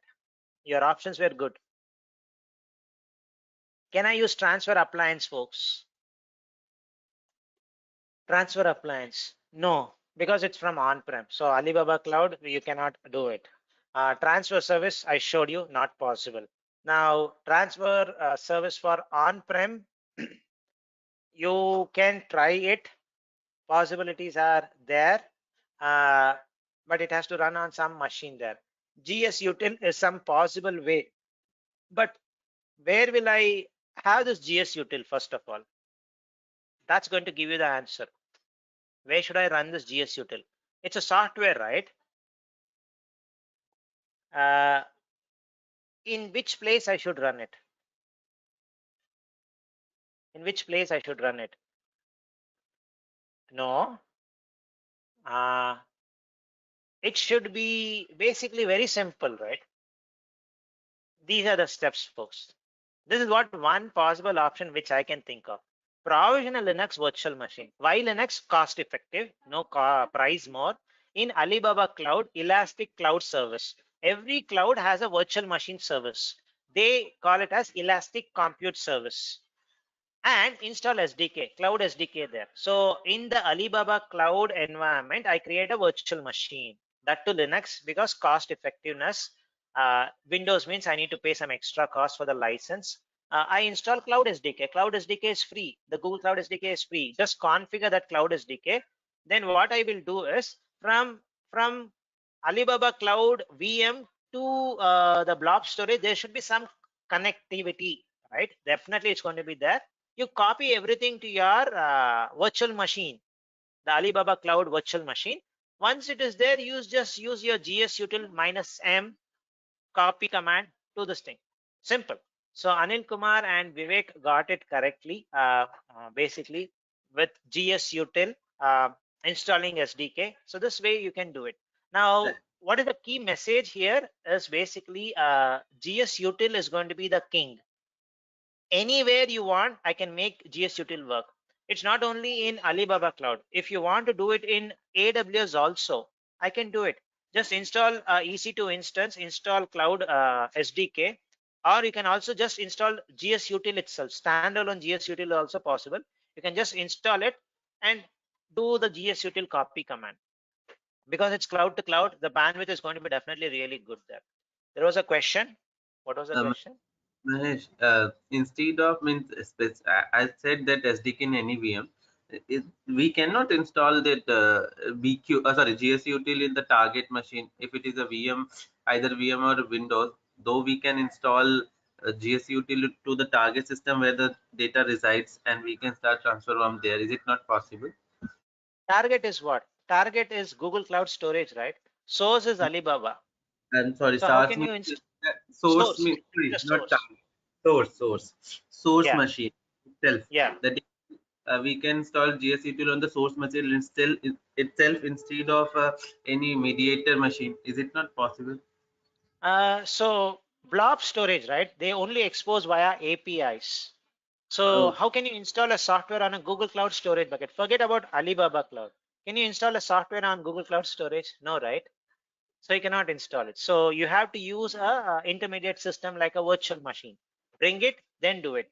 Or what you can do is basically write a API, REST API, which calls your Alibaba stuff, Google Cloud, Alibaba's blob storage stuff, copy it into your Google Cloud Storage. If you don't want to install it on a virtual machine, that's going to require writing a code and all. We don't know whether Alibaba Cloud has a client library, all those things. The simplest one, what we have learned, we can use it. Every cloud is going to have a virtual machine. So create a virtual machine in whatever the form in that cloud. Install Cloud SDK. If it's a virtual machine, it's an infrastructure as a service. I can definitely install softwares. Cloud SDK, I can install it and I should be able to copy it. Simple option. Instead of making it too much complicated, simple option. All right. So just to give you some hints, folks, that's it. So you may see some kind of such implementation questions which can come. So just make it very simple. Don't try to make it too complex. So it's going to help you out. So and the reason why I took Alibaba Cloud, the only reason was it was not in the list of transfer services for cloud. Maybe in future it may come. When I started if you look into that AWS S3 bucket demo, right, you'll not even see Azure. It was not there 1.5 years back. Now they have added Azure. Maybe later the next popular one is Alibaba Cloud, at least as per the Gartner report. They may add it. IBM Cloud, Oracle Cloud, or if Google cannot provide support for everything, you still have GS Util. And anyway, you are running it on a virtual machine. In that virtual machine itself, configure cron tab so that every day you can transfer from Alibaba blob storage to Google Cloud Storage. Simple. That's the option. Now, one more question. So in short, Alibaba Cloud to VM, Alibaba Cloud to VM to GCP faster. So we can do from Alibaba Cloud local to GCP. No, so I did not get this. From Alibaba Cloud to VM. Which VM you have to mention me? So you're saying from Ali Cloud we will create one VM, right? And then we will set up G Cloud SDK, and then we will transfer from that VM to GCP, right? From that cloud, from that virtual machine to Google Cloud Storage directly. Yeah, okay. But we can also do copy from Ali Cloud to local system. Local in the sense your local system, local virtual machine. Yeah. Local laptop. Local, You have to bear your bandwidth. The cost you have to download and but that upload. will be slow, right? That will be slow, much more slow. That's going to be slow. Got it. And depending on the volume, it's going to not be a good choice also. Yeah. Got it. Thank you. The only thing which you need to be worrying about here is there's going to be some egress cost. We are not talked about networking, but the outgoing cost from your Alibaba, you need to bear the cost. So you need to look into the specific cloud providers egress cost there. We'll talk about what is ingress, what is egress at a later point of time. So that is something going to be incurred there. Now, the next question, we can definitely do this demo. The next question is something like this, folks. As a DevOps person, I create various startup scripts for my VMs. So we have done it, right? In our MIG demo also, we did a startup script. My job as a DevOps person every day in, day out, I use my Cloud Shell. I create various startup scripts for my organization. As a part of my job, I have to commit these startup script into CSR. What is CSR, folks? CSR, I purposely put an acronym here. Maybe looks very silly, but sometimes the acronyms are going to be really helpful. No, cloud source repository. Cloud source repository. We saw in our Kubernetes class, right? A Git repo, cloud source repo, cloud source repository. and also in Google Cloud Storage. So there are two places where I'm going to keep my startup script. One in version control system, one into a Google Cloud Storage bucket. Why should I keep it in Google Cloud Storage bucket? Because when I create a virtual machine, the startup script can only take from a Google Cloud Storage bucket. It cannot take a startup script from a version control system. So that is where I have to put it in Google Cloud Storage bucket. Using git add, git commit, and git push, the standard git commands, I can push any changed files to cloud source repository or to any git repos like GitHub, GitLab, Bitbucket. That is okay. But it is difficult to copy the new and the modified files to Google Cloud Storage because I cannot know what has been changed, what has not been changed, what needs to be applied, what needs to be copied to Google Cloud Storage. This is my problem statement. First, let me know the question is clear or not, folks. This was a question which I created just before the class. So maybe the English may not be really correct, but let me know whether you have got the question. The question is, uh, basically, I create lots of files. No. So the question, okay, first let me know, before providing an answer, right? Let me know the question is clear. Okay, let me read it out again. Let me read it out again. So simple, folks. I'll just put it in simple terms like this. I have one startup script. The startup script name is install, or why don't I go here itself? Launch my Cloud Shell. I'll explain you once, and I want you to think. Then only I'm going to do the demonstration. Come on.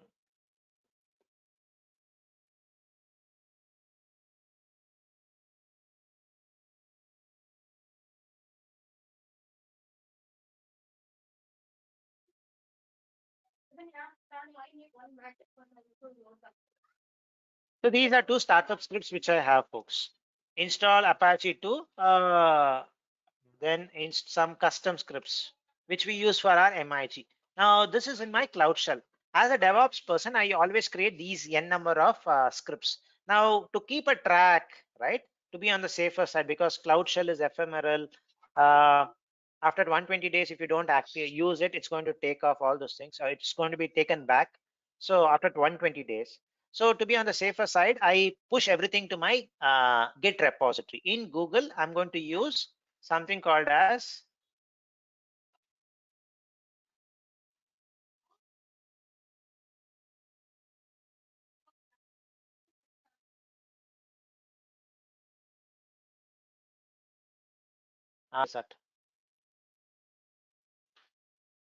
source repository, cloud source repository.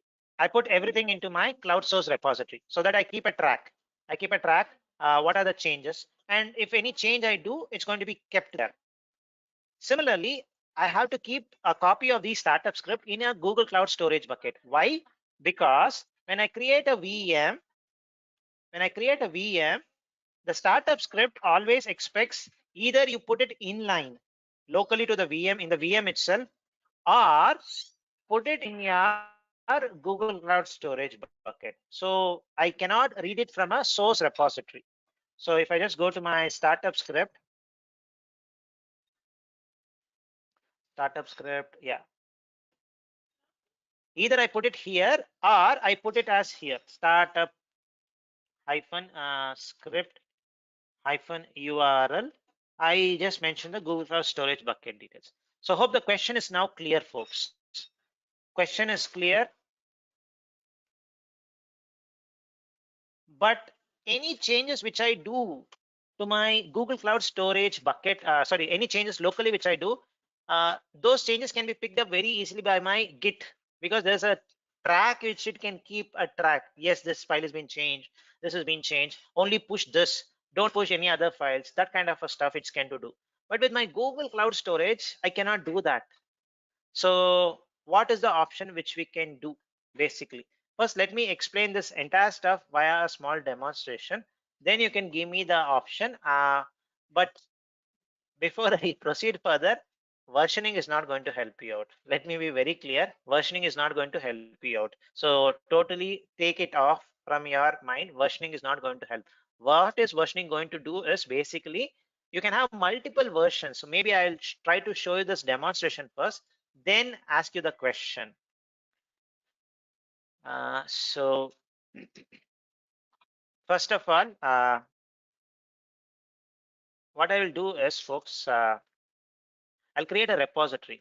So I'll create a repository. So last time we created a repo for our Kubernetes stuff, right? We'll create one more repository today. So I'll call this as storage startup script, uh, GCE startup scripts, startup script. And what's the project? Batch 6. Create a repo.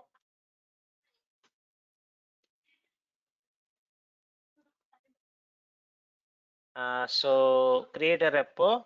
What I'm going to do is I'm going to clone this repo, empty repo, into my cloud shell. So copy this line, copy this line. I'll run this command. Gcloud source repo, clone it. It's an empty repo. Empty repo. Done. Now if I just go to my startup script, it's going to be empty. It's going. Oh, sorry. What was that? It should be GCE startup script. Sorry, startup script. Now this is an empty repo. If I put ls minus a, there's a .git folder which is going to keep track of what are the stuffs here.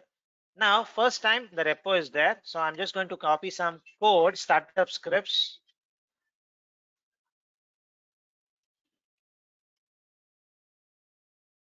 Done.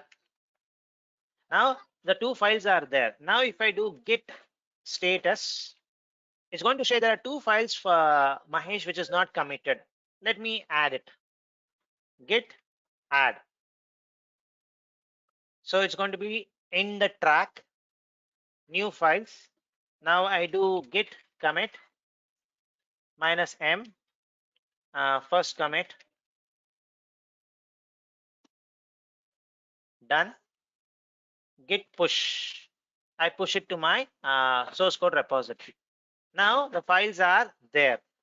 The files are there. Now if I just go and look into this, the two files should be there. Good. It's there.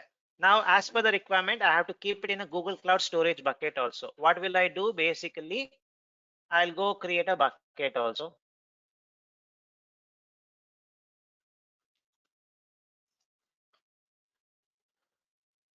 Is there any bucket first of all, or we'll create a brand new bucket only, so we'll not have any confusion. So I'm just going to delete it.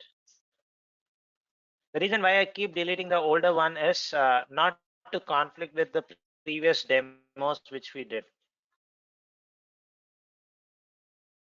And otherwise we'll get into some debugging stuffs, all those things. If you do want to do, try doing it. If you get any issues, let me know. So let me create one bucket, mb minus c. It should be regional one. Why regional one? I'll tell you tomorrow. Regional Asia, because the VMs which you create are zonal. So the startup script, if you can easily get it from these buckets, it's going to be having lesser cost. So the shell underscore project ID hyphen startup scripts. Startup script. I have my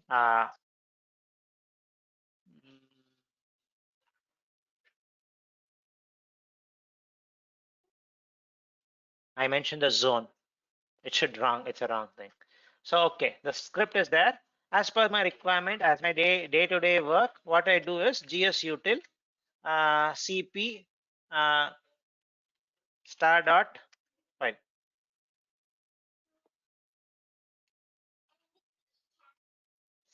I made a mistake. Okay, it worked. So let me just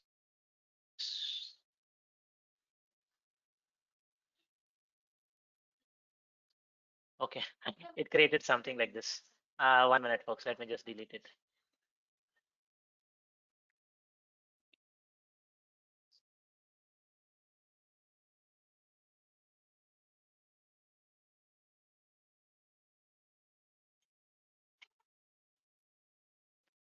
One minute. I'll finish the demonstration, Anil Kumar. Then I'll answer your stuff. So I just wanted to explain the question itself via demonstration. So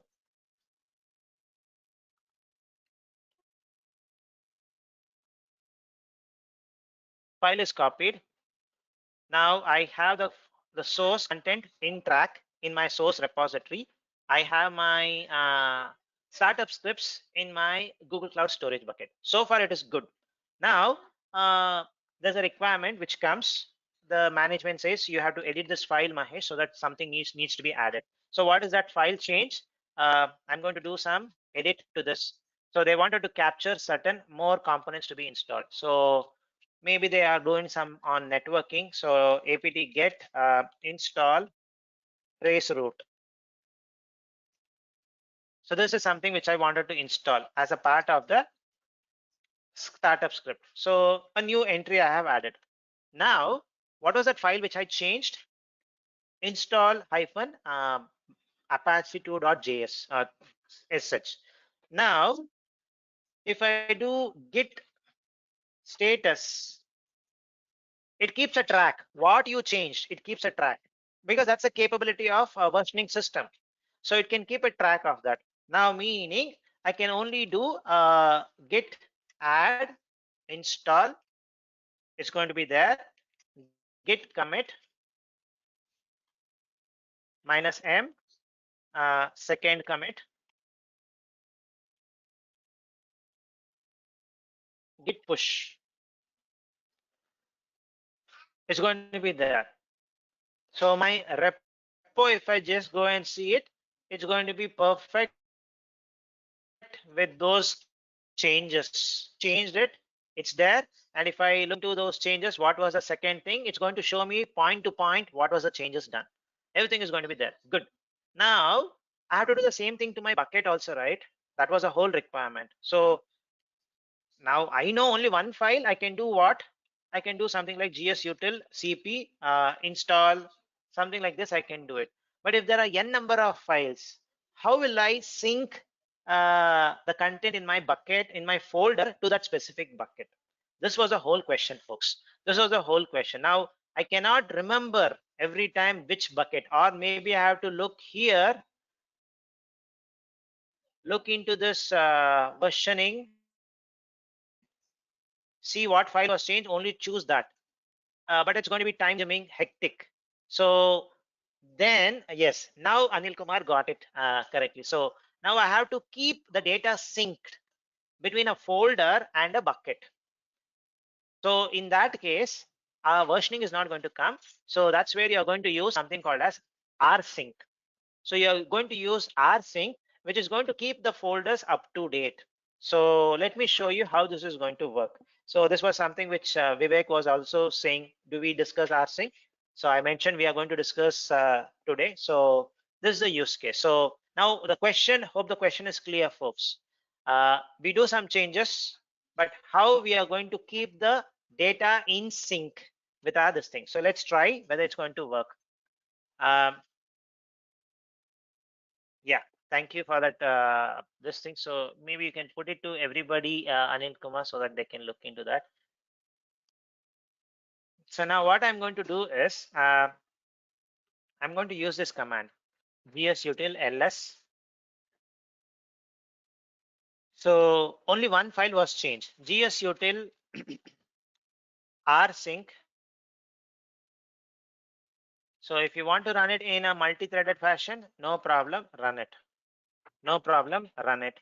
So -r recursively. Now I have to go one level up. Let me go one level up. So I wanted to sync this folder itself completely. So how will I do? Basically like something like this. gsutil -m rsync -r recursively. this is my content, and to which bucket. This is what I'm going to do. Now let me just do an rsync first. So, oh, sorry, what was, oh, okay, I had lots of stuff to be done. Okay, the startup scripts was, it was having that git also, so I have to make sure I ignore that. So, but files got uploaded. So let me just see whether it got uploaded here. It's, so that git folder also keeps lots of track. The contents is going to be there. So even that got created. So maybe I should make sure I do something like this. Let me just delete this. There are some hidden contents for versioning purpose. They keep it. So I'll just delete this part. I don't want to do it. Only star.sh file. We'll try to do that, something like this. That's going to be better.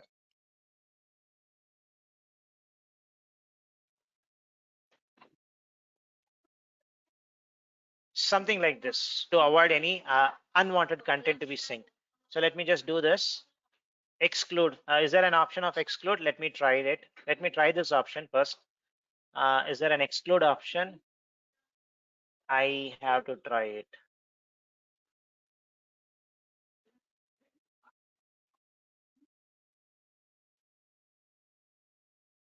I don't know the command. Exclude.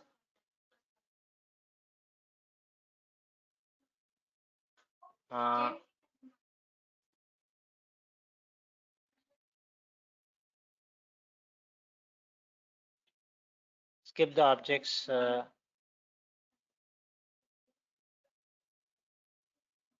Okay, maybe I'll try this one. Not recursively. Let's just try this.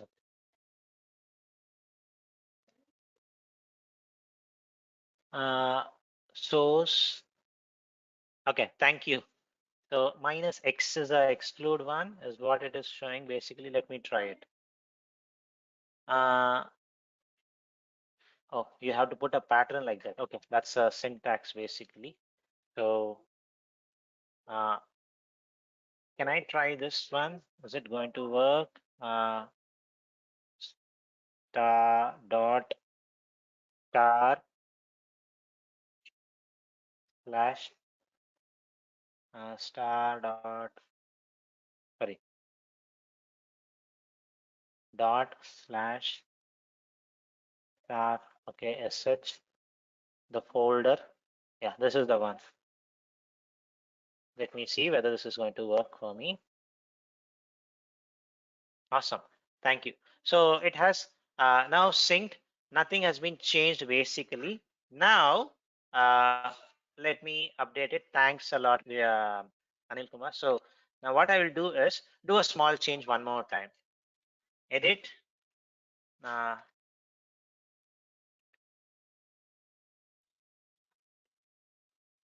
Edit the change. So add a new file or a new content. Install wget minus wget. I want to install it. This is a new change.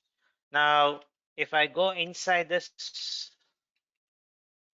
do the same thing with my git, it's going to track it.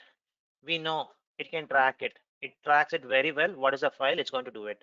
But when it comes to Google Cloud Storage bucket, if I run this command one more time, it should only sync install-apache2.sh file.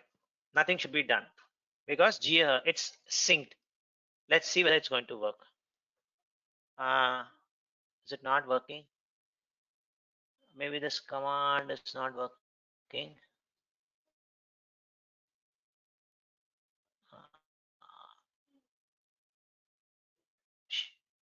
Here we are Okay, I should excluding not exclude it. I should only include it. I should X is for exclude. Include is for I by any chance? Is there any? So here we are Let me excluding just all see. the I want changes to in the include. I SS don't file. want to do the exclude part. Yeah, we are excluding. Yeah, we are excluding it. Got it. We are excluding it. So GS util rsync. Only include a specific extension is what I wanted. Exclude, it's going to exclude. For include, they don't have any option.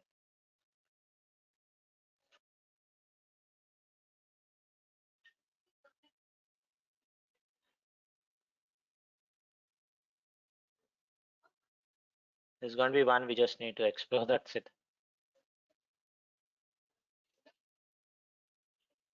Okay, or I'll see what is that files for content which I have to exclude. Don't we have like minus v tag? Minus? V tag, like in grep command, right? If you want to exclude anything, we'll have like grep minus v. Do you have such Okay, tag? so I thought I'll just use the GS util features itself instead of using other stuff. So if you do something in Windows, you may not have grep. So at that time, you cannot use. So, but if I use any combinations in GS util itself, it's going to work everywhere because it's the same executable, right? So that was the whole reason, Mangesh. So exclude. Is there an option to exclude a directory? Then at least that's going to work. Let me just see one last minute, folks.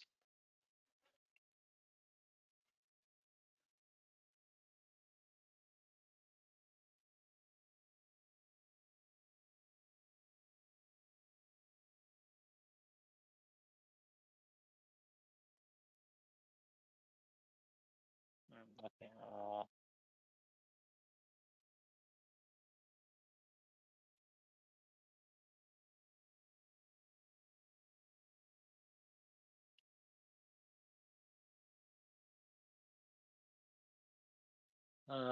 Buckets minus exclude is what? Okay, exclude data is also there. Okay, I will use this one then.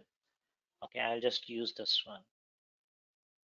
I can exclude specifically this one. Then it's going to help us.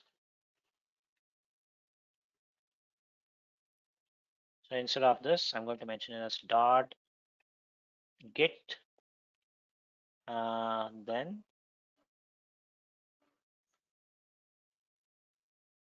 slash.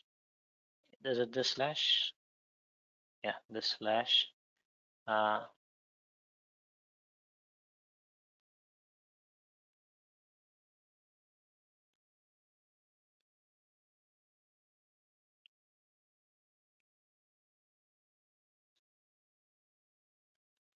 It was just a command which we have to explore. That's it. Okay, this worked.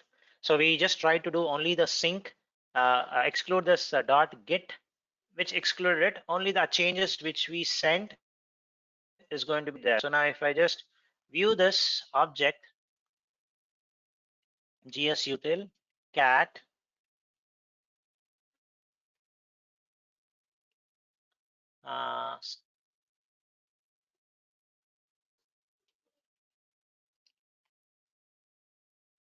so you see that stuff, only that is got synced. So with this beautiful command, gsutil rsync, we can keep the data sync across our with a directory on your Cloud Shell with your Google Cloud Storage bucket, basically. Or between two buckets also you can do it.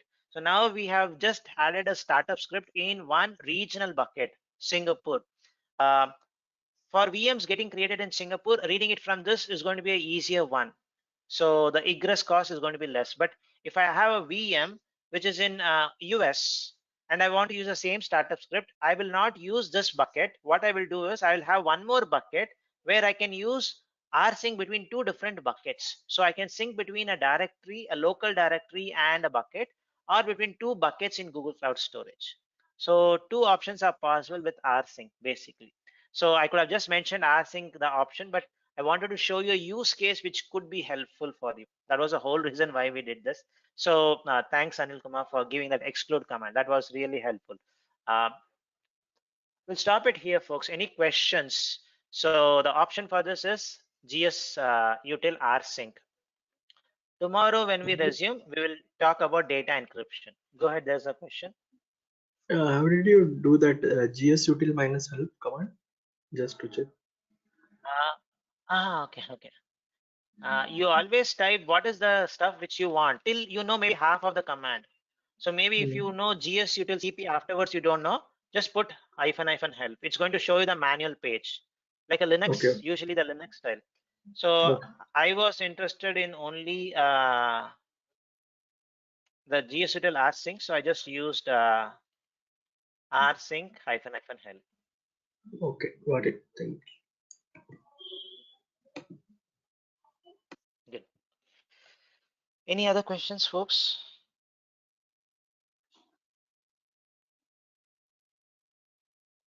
I also did not use rsync very heavily, but I know there's an option existed. But since Vivek mentioned, are we going to discuss it? So I thought, okay, let me create a use story. And it was at 5 o'clock, I got this idea. So I just thought of putting this slide. Any questions, folks? Thanks to Vivek for asking it. And thanks to Anil Kumar for giving that quick recommendation of -6. Teamwork, that's it. Any questions, folks?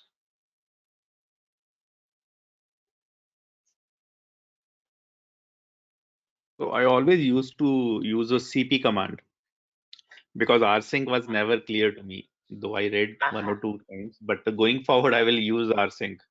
Thanks, So it's everyone. going to keep your, yeah. So, and because it's going to save your data, you're Yeah. uploading your stuff, so you don't need to do every time. It's basically syncing. That's it. Thank you. Yeah. Mahesh, in this case, we don't need to do that git commit and all those stuff, right? If we use No. rsync. That you have to do. That is to your source code. That's going to your source code. But your storage bucket, if you were to do it, you have to do this one. Okay. So 2 places. And We if are you- keeping the data synced in 2 places. Okay.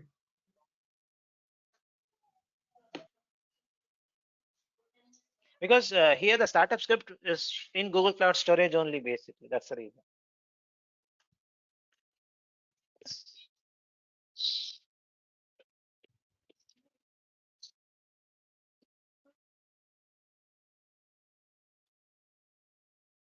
All right, folks, if there's no more question, Vivek, you wanted to talk something, so you were telling something, so but I cut short you because it was slightly not off the topic at that time, so I cut short you. You wanted to say Yeah, something? it was just a personal experience and also need a better answer of those questions. Thought that you may help me. There was multiple questions. Means first, should I say no? I mean, some question for which I was really confused, but I answer. But I think you should can answer it in a better way. First of all, the question was like that: how you will break a monolithic application having 5 modules or more than 5, 4, 3, 4, 5, 6, 7 modules in a microservices, and you need to containerize that application. Okay, what should be the approach and how you will allocate the memory like resources, CPU? This question was asked in my both interview actually. What would be your approach to assign memory and disk, memory and CPU, and what are the recommendation that you will go, because it is a monolithic application. As of now you have 32 GB RAM or 20 vCPU. Collectively every application, one application is using, but what would be your approach if you break into 5 modules, 5 microservices, and how will you will allocate resources to each microservices? Based on what criteria, what would be your approach? uh, this was the So one first question. of all, okay, a microservice to monolithic. The way I usually do is, um, first of all, let's take. Okay, let me take. There's an exam. There's an This image which I can use. this Go question was ahead with your regarding question. resource management actually. How you will manage Uh, resources? okay, resources. Okay, 1 minute. Okay, so not on breaking it. So how you manage the resources is what you're saying basically.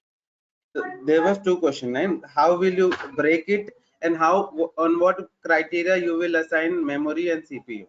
Means like as of now you have 32 GB RAM and 20 vCPU, let's see. All 5 modules comprises in one jar file, and they are using collectively this much of amount of memory. Now, how you will come to know that this module will need this much of resource? This module, I said I will go with the load testing. Then we'll come to know which module and will use what kind of resources. This was my approach. So, but still, I just, because there was a scenario in which he said that you need to containerize very big application. Not only this, the whole stack you need to containerize. I have given a resource of pool of 10,000 CPUs and 20,000 and GB RAM, means 2000 GB RAM. You need to design a, I don't know, it was very big question for me. Means you need to containerize full stack. Means one customer is wanted to migrate its whole application into container, and he has allocated you 10,000 CPUs and 20,000 GB RAM. How, what would be your approach? I was very much confused and didn't answer that. I said simply I have no idea of scale actually. But in a short manner, I can explain you. Vivek, 1 minute. Just give me a minute. 1 minute.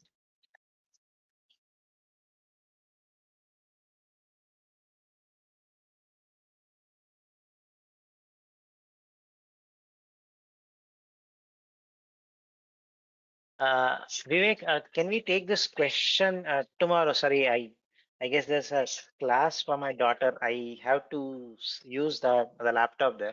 So we'll discuss this tomorrow. Okay. So I'll show you a small explanation of also that tomorrow. Okay. So we'll No just issues. stop it now. Yeah. We'll Okay, stop if it. you, Sorry, sorry. no issues, Sorry no for issues. yeah. If you get any time, just send me the link. Actually, I have Sure, sure, tomorrow sure. 9:30. I have a third round of interview. Sure, sure. I'll send you that. I'll send you that. Maybe I'll Thank go through that something because in you. last Okay. two interview I faced this. Vivek, What? Vivek, I have to stop it now, so because I have to log into this thing. Okay. Thank Thank you. you. Sorry. Yeah. Thank you. Thank you, folks. We'll resume tomorrow. Thank you. Bye.